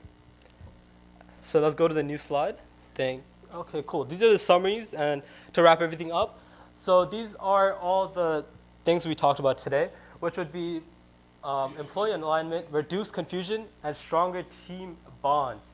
We want to emphasize the family output of everything we do, as well as the culture retention. We love our people. We want to give them as much as possible. We love our employees. We've built a family relationship. This is something I'm going to keep emphasizing. So we love the company culture. So we're going to try maintaining company culture B of innovation spirit while embracing company's A structure. And then the financial upside would be increased productivity over the long term due to still containing some of that culture that we had. And then sustainable future. Our merger strategy sets both companies up for continued success. Sorry about that. So thank you for your time. We'd love to answer any questions you guys have. Oh, wait, before we go, wait. And just one more thing, right? Daniel would love to say something. Can you just go back one slide? Oh, cool, gotcha. Or actually, let's look at the previous slide too. Cool. And just to expand on this, we know that this would seem like asking for a lot for a company of only 120 people to be asking for this much reimbursement or compensation, especially when we're the ones being acquired. It would seem a bit pushy, right? But we believe that as a result of our company being so closely knit, so friendly with our clients, right? It only makes sense for them to continue the processes that allowed them to get there in the first place. And we believe that as a company of around 60 billion, or producing about 60 billion a year in revenue, it would make sense to allocate just a little bit of funding to something that would help produce more in the long term, right? You throw a dime, you get a quarter back. This is what he's referring to right here, because as you can see, we make 6 times the amount per employee, which is amazing. But yeah, thank you guys so much for your time. If you have any questions, please let us know.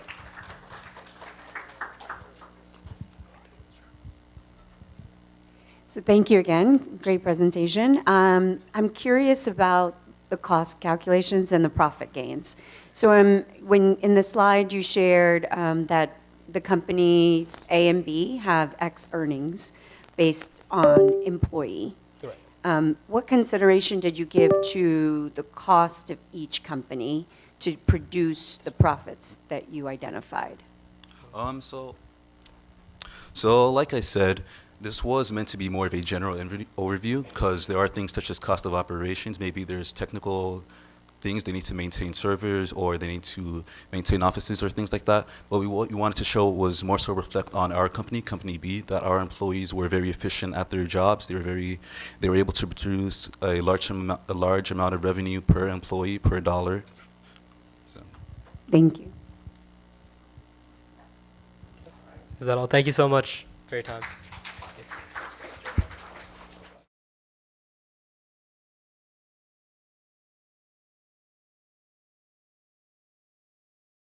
Thank you, team. All right, last but not least, we got a whole bunch of go-getters that are going to come to the stage. So come on up, stage is all yours.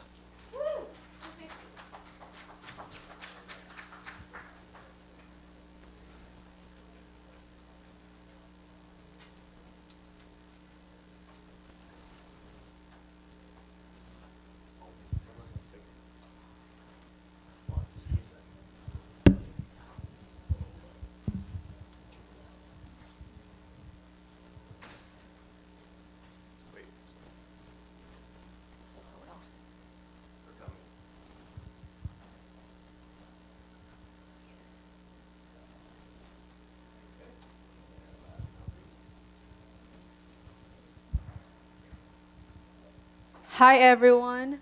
Sorry. This is our presentation. We are the integration team, the goal-getters. My members of the group is me, Ashley Tobar. Also me, Sammy Hashmi. And me, Emmanuel White. And my name is Vera. I'm a freshman and I'm undecided. However, I am trying to explore to find what will be better for me. Good day, everyone. I want to thank all of you for being here, and I also want to thank the audience for watching and supporting. Our mission is to make sure this merger doesn't just combine two companies, but to create a strong, unifying organization. Our goal is to make this happen through trust and collaboration. Success to us looks like two companies working together to make a better team and to make everything possible.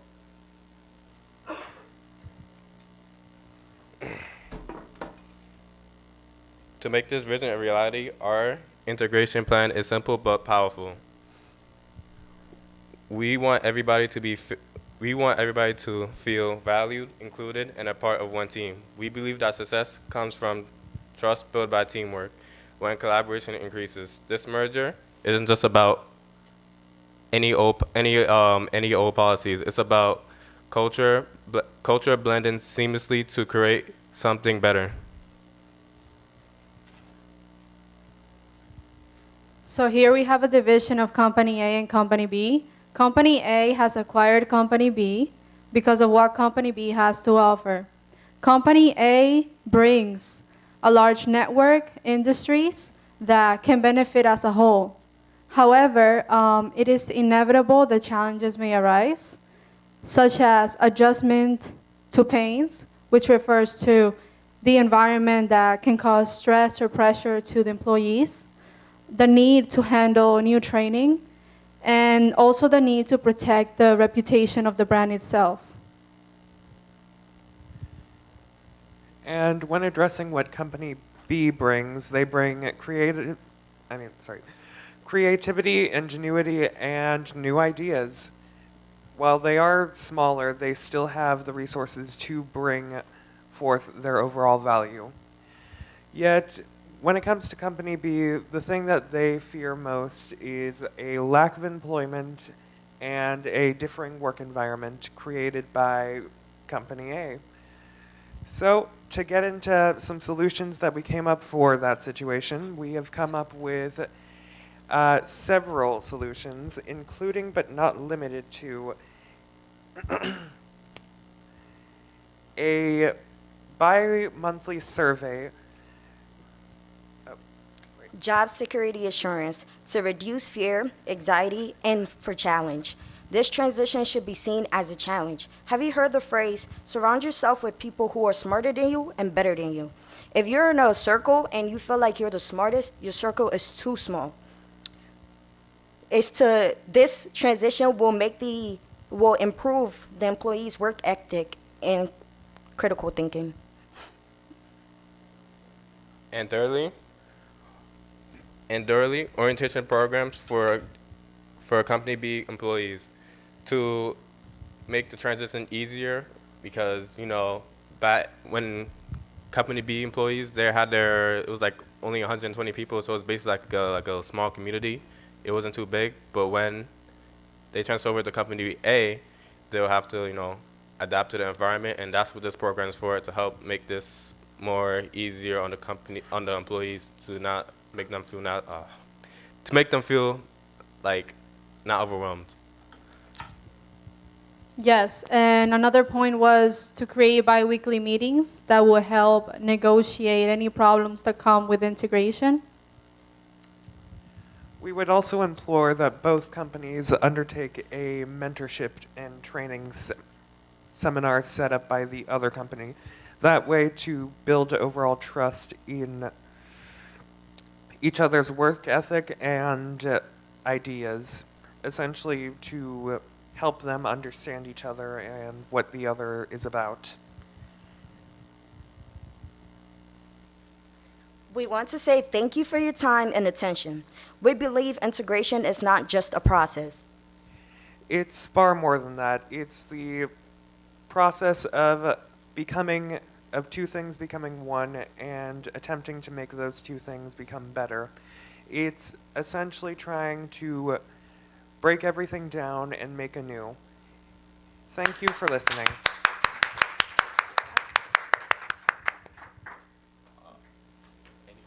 Any questions from the judges? I'd love to understand if you've taken time to give some consideration to what the communication plan will be as part of this merger. Right, so when it comes to the communication plan, what we're planning on is to essentially run everything through both company leads and also through the employees. Firstly, we would head to Company B and A's heads. Then we would run down to the employees. Thank you. Any more questions, please? Thank you so much for your time.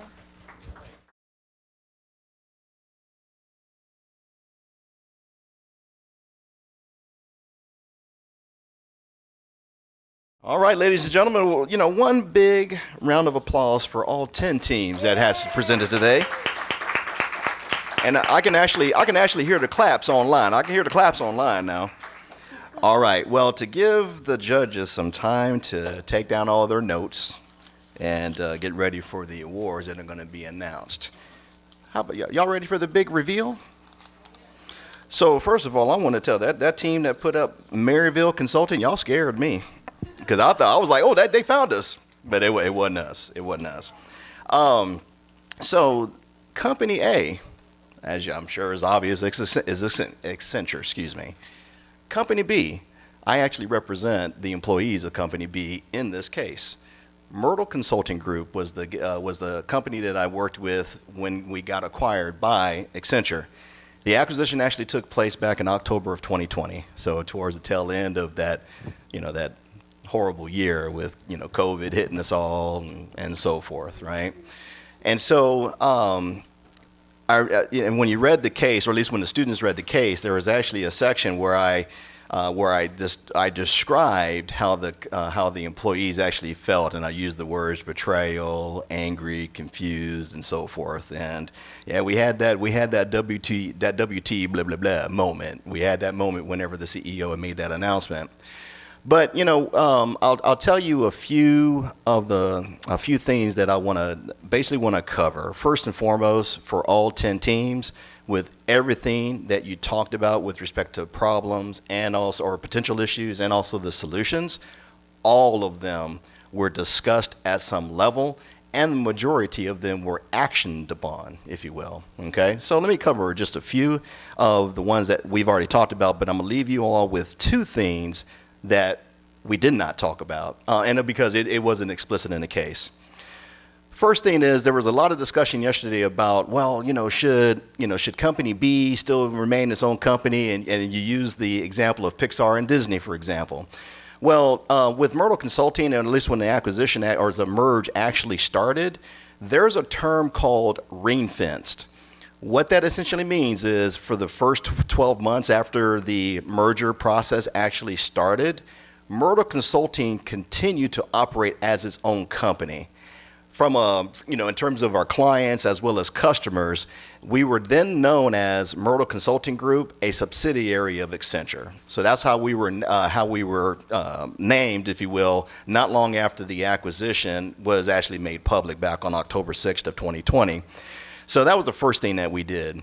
When it comes to pay and as well as title, because I know there was a couple of folks that said, hey, we can give a little bit more on the salary, and I don't know if y'all saw me jumping up and down in the back saying, yeah, I wanted that too. But what ended up happening from a pay and title standpoint was, for me and as well as the employees at Myrtle Consulting, our pay stayed exactly the same when we went from Myrtle Consulting over to Accenture back on October 6th, 2020. The biggest issue that we actually had was titles. So to give you an example, I was a director of learning and development over at Myrtle Consulting. So again, just director was my title.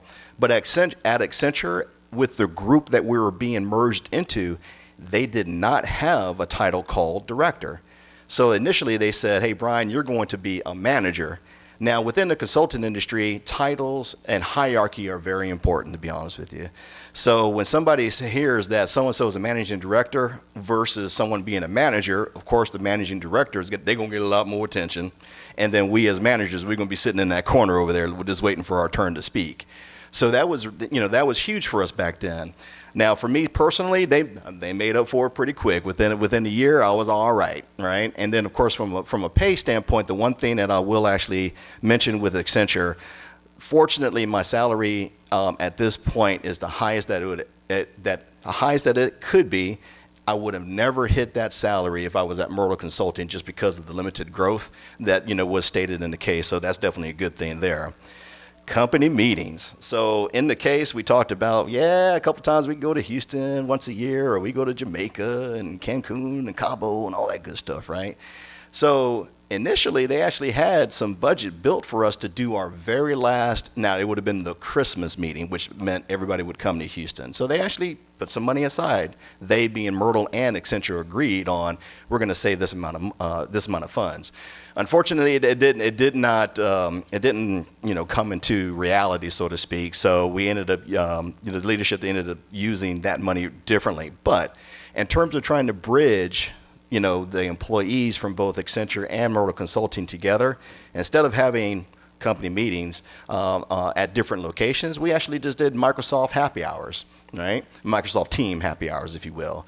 So Thursday night, 6 o'clock, bring your little, glass of wine, whatnot. Don't go too crazy, but bring some glass wine and be on video. And we just, start to, not only collaborate, but just really begin to socialize with one another. There was also a buddy program that we kicked off with. Now, with this buddy program, and this is one thing that Accenture told us from day one, you've heard the slogan, if you will, you get out, what you put in, right?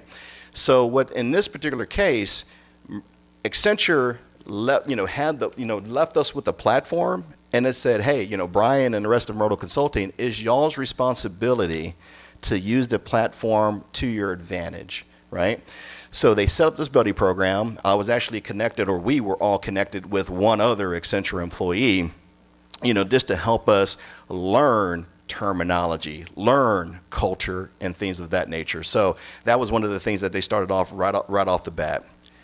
Now, I can't remember exactly which team it was, but they also talked about a contract, right? And then kind of going back to pay to a certain degree. Yeah, very first team on the docket this morning. So they actually gave us a 1-year retention bonus. If we stayed for the first 12 months after the merger was actually announced, if we stayed for 12 months, They put a little bit, they put a little bit more money in our pocket. Give us a little of incentive, right? That worked. Okay. So again, this is something that Accenture brought to the table. Common clients. Great question by one of the judges asking about, well, what is the client involvement throughout the merger and acquisition process? In reality, zero. When it became public is when we started to communicate. Now, we being Accenture leadership and also Myrtle Consulting leadership, we started to communicate with our clients to ensure, or to help them ensure, that we're not losing any quality of services, if you will. And as a matter of fact, we're actually bringing more services to the table for any of our clients. Now, the bigger issue was, okay, here I am, Myrtle, and one of you in the crowd, you're Accenture. You guys are you're much bigger than us. So using Coca-Cola as the example, Brian and whoever it is, I need to work with my Accenture colleague to determine how we're both going to engage Coca-Cola in this particular case, and how are we going to help ensure that, yep, Coca-Cola, you should have full confidence in the fact that Accenture and Myrtle Consulting, we're going to work together to continue delivering the type of quality on our services that we've been doing to you for years. Employees and office location. So of course I'm Houston. Of course I know all of you all here in New York City. So the one thing that we didn't have to worry about whenever it came to Accenture was the mere fact of I was not forced to move anywhere. I could stay at home in Houston, if you will. But Accenture's they got thousands of offices across the globe, right? So we were then structured to a specific office, but that doesn't necessarily mean that we had to work in that office. Some of you have heard me say, my mindset when it comes to Accenture is I work with no boundaries. Like I said, example being, I'm here in New York with you all been with you all for the last, 2.5 days, if you will. I don't believe in boundaries. I just believe in making a positive impact on people's lives, whether it be all of us in here or even with our clients, okay? Now, a couple of things that we didn't talk about. One, we as Myrtle Consulting, again, Accenture talked about this, but you got to be able to create your own extended family. A lot of you touched upon culture. At Myrtle Consulting, we believe we work hard, we play hard, right? We actually spend, as you all remember from the case, we'll spend 4 days at a client site and have no problem with that. We'll work 12, 13, 14 hours and have no problem with that, right? That's just our makeup, okay? Accenture, on the other hand, they don't work that hard, but they don't see the benefit, so to speak, on, well, why do we need to spend the 4 days at a client site, right? So there was, it took some time for both sides to really understand one another when it came to client engagement, and we actually started to meet in the middle, right? So Accenture actually taught us better work-life balance, to be honest with you. And then on the other hand, we actually helped to not only teach, but also show them, here's how you can care for a client, so to speak, right where I can look them square in the eyes. So both firms benefited from this, okay?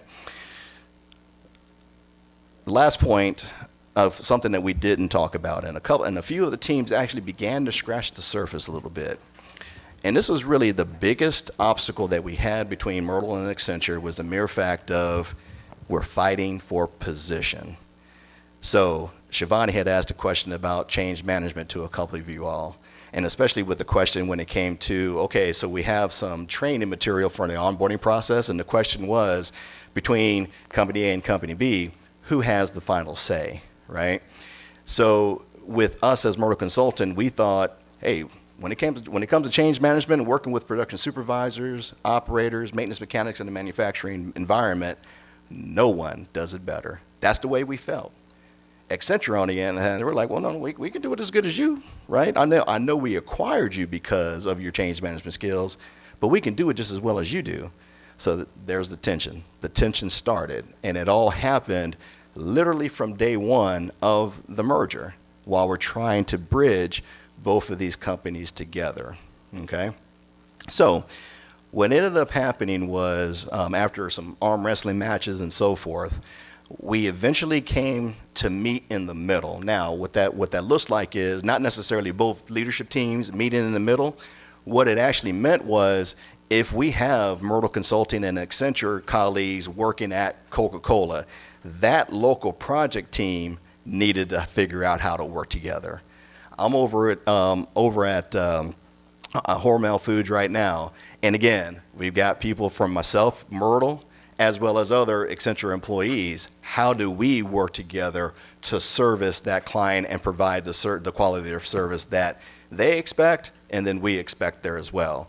So that's basically how we had to take the vision of trying to pull both of these companies together, and it basically takes one project team to the next, one leader to the next to bring it together. Again, and also last point, going back to culture and influence. Out of a 120 employee company at Myrtle Consulting, we know we can't influence all 600,000, 700,000, and the number continues to grow. But what you can influence, and this is actually for all of us in this room, what you can influence is the people that are close to you and the people that are around you, that surround you. Continue to be who you are. Like we talked about yesterday as far as being successful in consulting, or at least the point that I made yesterday, but being successful in anything that you do. Be willing to be willing to listen, be willing to take some lessons, so to speak, some teachings, and be able to give it back, so to speak. Stay humble, stay you. That will ensure, or at least not say guarantee, it won't guarantee, but you will go a long way if you just remember those two things. Stay humble, stay a student of life, stay a student of business, and you all will do well. Absolutely. All right. Any last questions? Any last questions before we begin to say some things from the judges?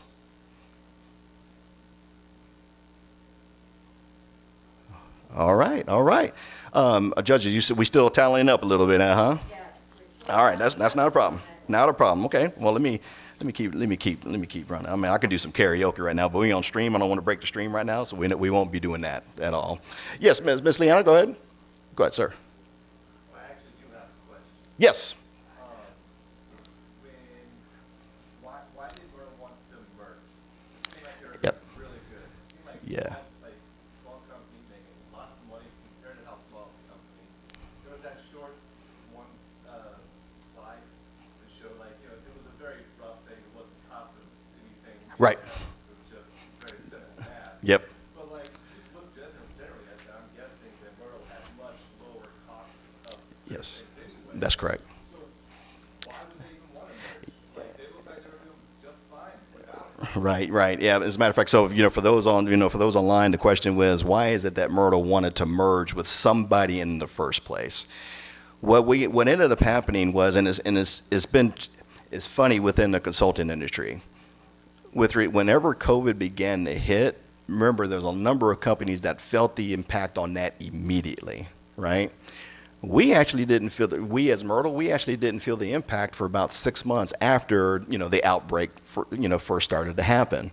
So what ended up happening, of course, is that our clients were like, "Whoop, we really don't need to have you guys on site, for safety reasons, not only for Myrtle, but of course for their employees there also, right?"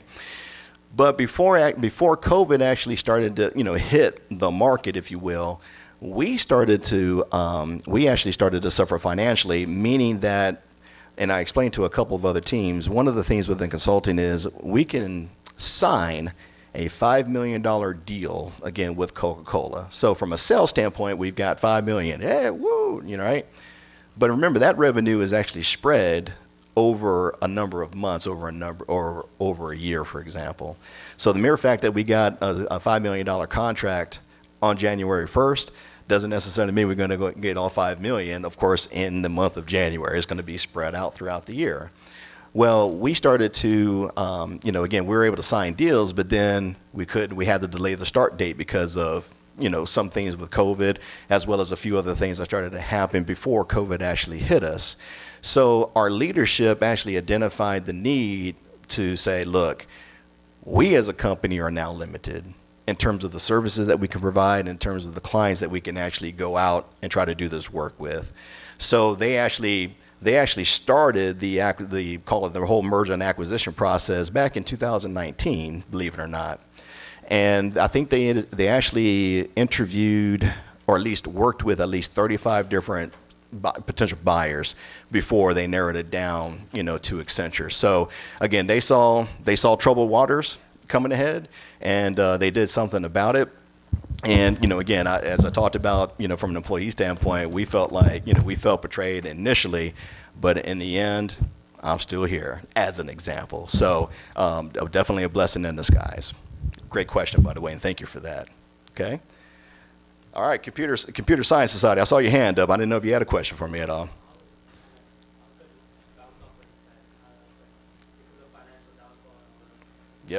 Yep. Absolutely. Yes, ma'am.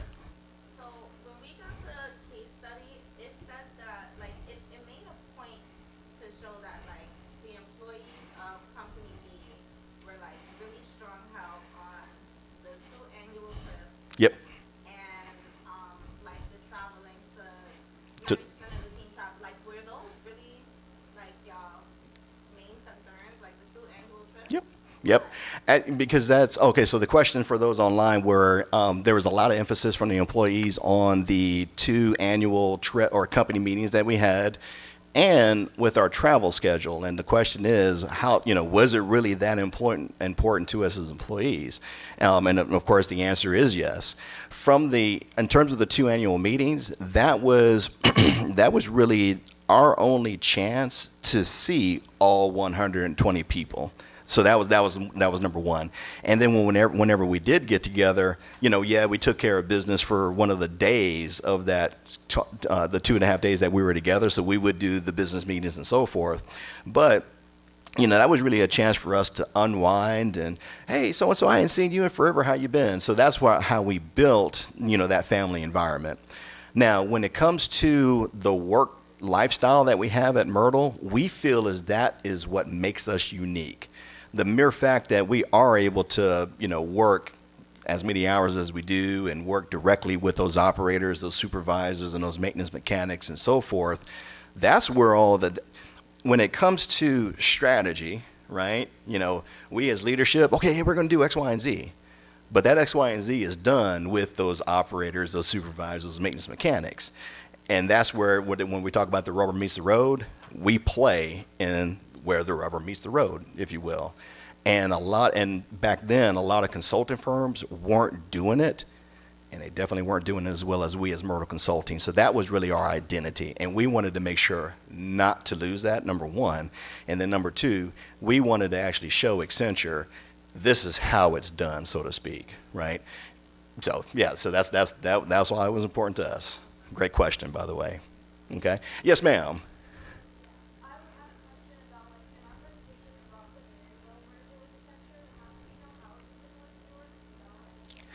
Oh, yeah. So the question was, in one of the presentations, it was about, they showed the Maryville Consulting Group example as an acquisition with Accenture. And the question is, how common or how much commonality was there between Myrtle and Maryville?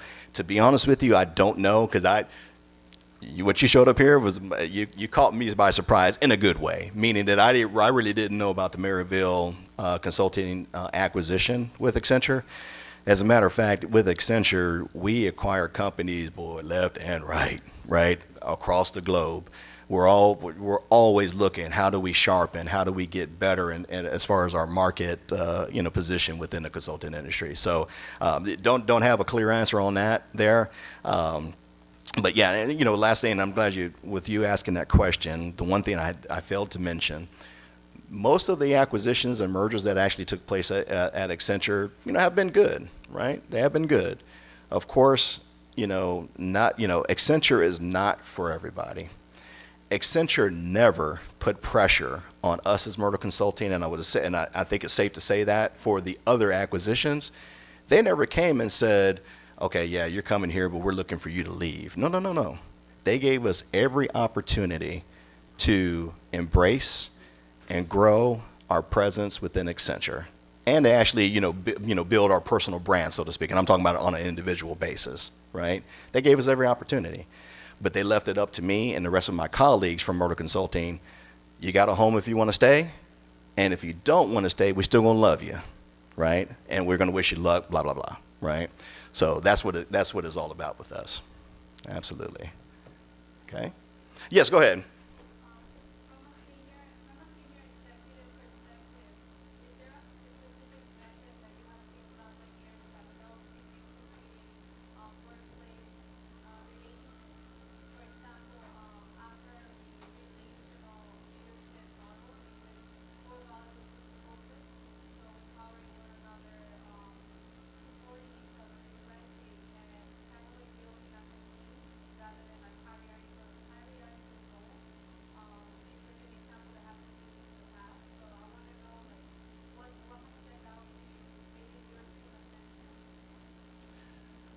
So for those online that were asking, she's asking about, have I seen any models that have been successful models or models been successfully used in terms of merging companies together?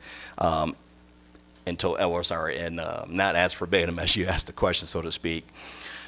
I think with Accenture, really the only, again, just my experience, so I could be wrong when I say this, but from my experience, we use that Cotter model that you had in your packet, the Cotter change management model, as the backbone of what we do from a communication standpoint. And one of the teams talked about forming the guiding coalition where it was both leaders from Accenture and also leaders from Myrtle coming together, right? But beyond that change management model, I don't have anything, or I haven't seen anything formally used, so to speak. But the one thing that I'll mention to you all, and we talked about this quite a bit, at the end of the day, or at least my perspective is when it comes to the merger of two companies, it doesn't matter what type of systems you have. It really doesn't matter what type of process you have. It really doesn't. What it really comes down to is, am I and are you valued as employees, period. The mere fact that with us being at Myrtle Consulting, we wanted to feel valued from Accenture. And to be honest with you, Accenture wanted to feel valued and respected from us. We came to join their family, right? We came to join their family. So going back to the whole what you put in is what you get out, if you will, we had to do that. And again, all of it people related. That's all it is.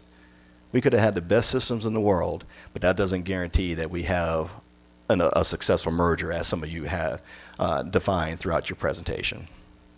Absolutely. Yes, sir.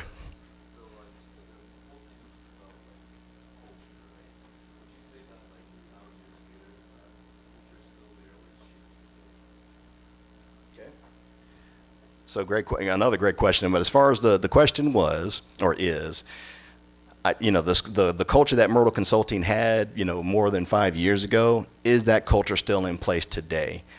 I actually think that the culture has been enriched for both Myrtle consultants as well as some of the Accenture consultants that we personally work with, right? So, again, we're still, it's been 5 years, and of course, we haven't been exposed to all 600, 700, 800,000 employees throughout the company. But for those Accenture colleagues that I've actually worked with, I've been able to not only describe how we work, but I've been able to show how we work. And then on the other side, as a student of the game, as I told you before, I've learned how they work and I'm trying to appreciate how they do what they do. So the culture, that I have for the folks that I work very closely with and those that are in my surrounding area, if you will, I'm helping to influence and or build that culture, but we're doing it together, if that makes sense. So again, with me being in the Houston office, I can have an impact on that Houston office. The mere fact that I'm here in New York City, I can have it's going to be small because I'm only here for a couple of days. But in working with Shivani here, she and I are starting to build that bond, if you will, that we can try to expand to others, whether it be in the New York office or the Houston office or wherever she's about to go with her client here next week, right? So those are the type of opportunities that we look for, again, to influence our culture one way or the other. Yes, ma'am.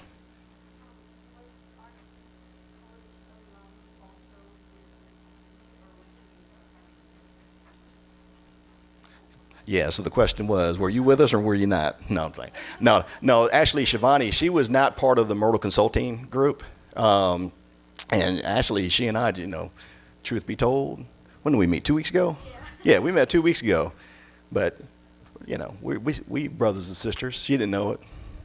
Yeah, but no, she was, and she actually, you started in Accenture 2023, correct?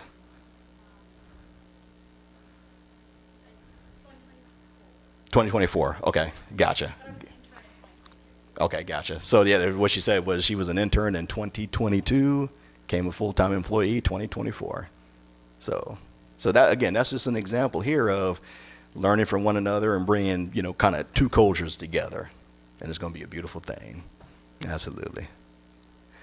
All right. Any other questions? I believe I believe we're ready to start, you know, giving out a few things to the teams out here.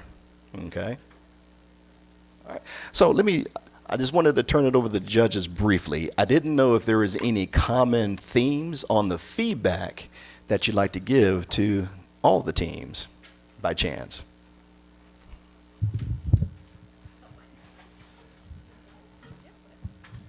I just wanted to say well done. I appreciate everybody's presentation and the fact that you guys spent the last 2 days working on this between your jobs and class and organizing and maybe making new friends and networking. Brilliant job. Well done, everybody. Absolutely.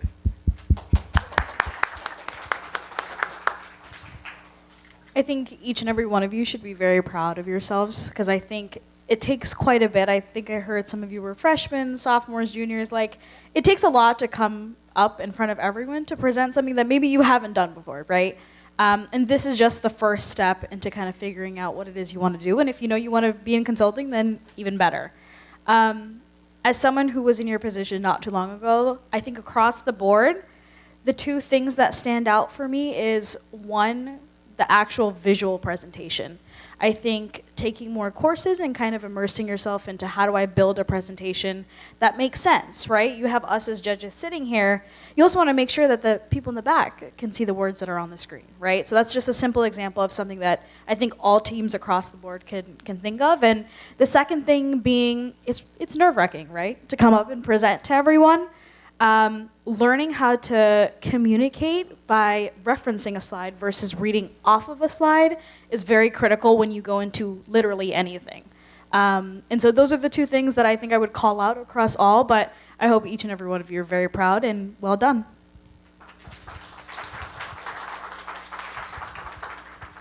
Amazing work, everyone, all around. To be able to do this at John Jay and bring forward such an amazing group of students and the talent that you all bring with you is making me very proud. This is a first for ever at John Jay to do this case competition.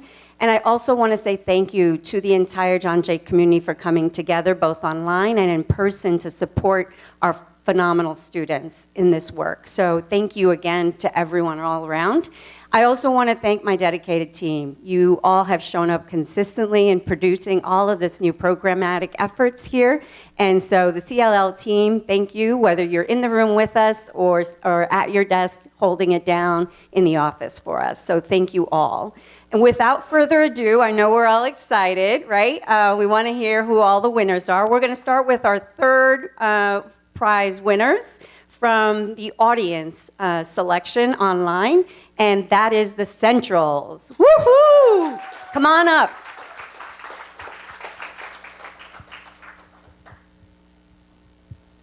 All right. So super proud of you for winning this amazing prize. I think in some ways the third prize is actually the hardest because it is from our group audience online, saying to us that you are phenomenal and that we are super proud of you. So all of the swag bags are back in my office and I will be handing those out to you after this event as we exit. But please know that there are some great prizes for you and congratulations on such wonderful work. So thank you, Centrals.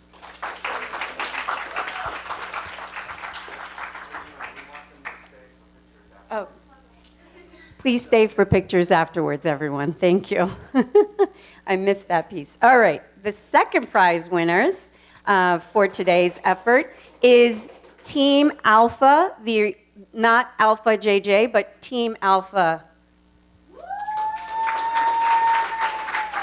Woo! Phenomenal work. Your presentation for the problem as well as the solution and understanding of the clients was excellent, and so we appreciate all the effort and work that you put in to bring that forward to us and share it with us. So thank you again, Team Alpha.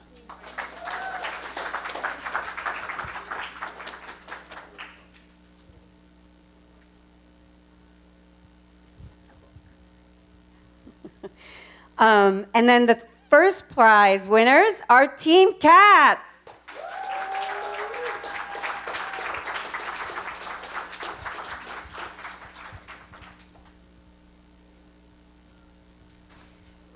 We appreciated the full attire coordination. You went extra on that, so thank you for that. Phenomenal job, wonderful presentation, the skills you demonstrated in communicating, the teamwork you demonstrated, all the skills that we think about when we're thinking about what does it take to be a problem solver at the end of the day. That's really, in a nutshell, what consulting often is you're going in with your subject matter expertise and solving a problem, whether for a client or someone in-house, right? Because it can also exist in-house.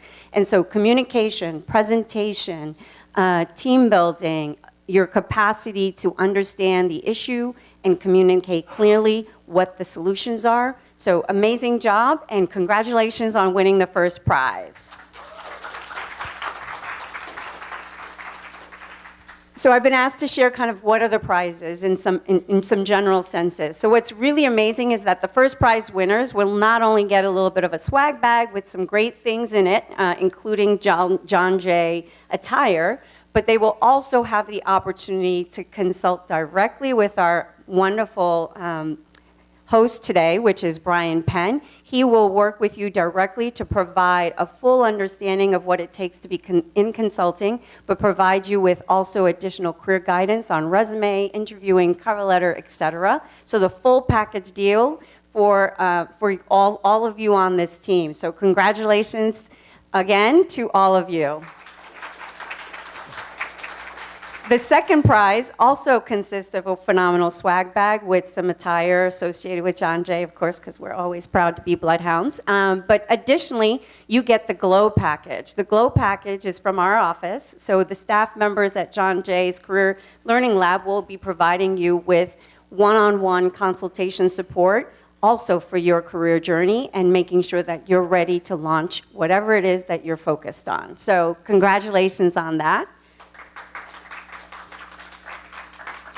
And the third prize will also include a swag bag for all the winners of the third prize consultants. From online, it's the viewer's choice, I want to say, prize. So congratulations all around. All of the teams did an amazing job. And I really want you to take that to heart because I think you all came together very quickly in a 2-day period, presented with a complicated problem, right? And were able to actually, in many instances, hit the critical points that were actual solutions that both Accenture launched in their actual mergers and acquisition experience. So congratulations all around. Thank you all for joining us today, and have a great, wonderful week.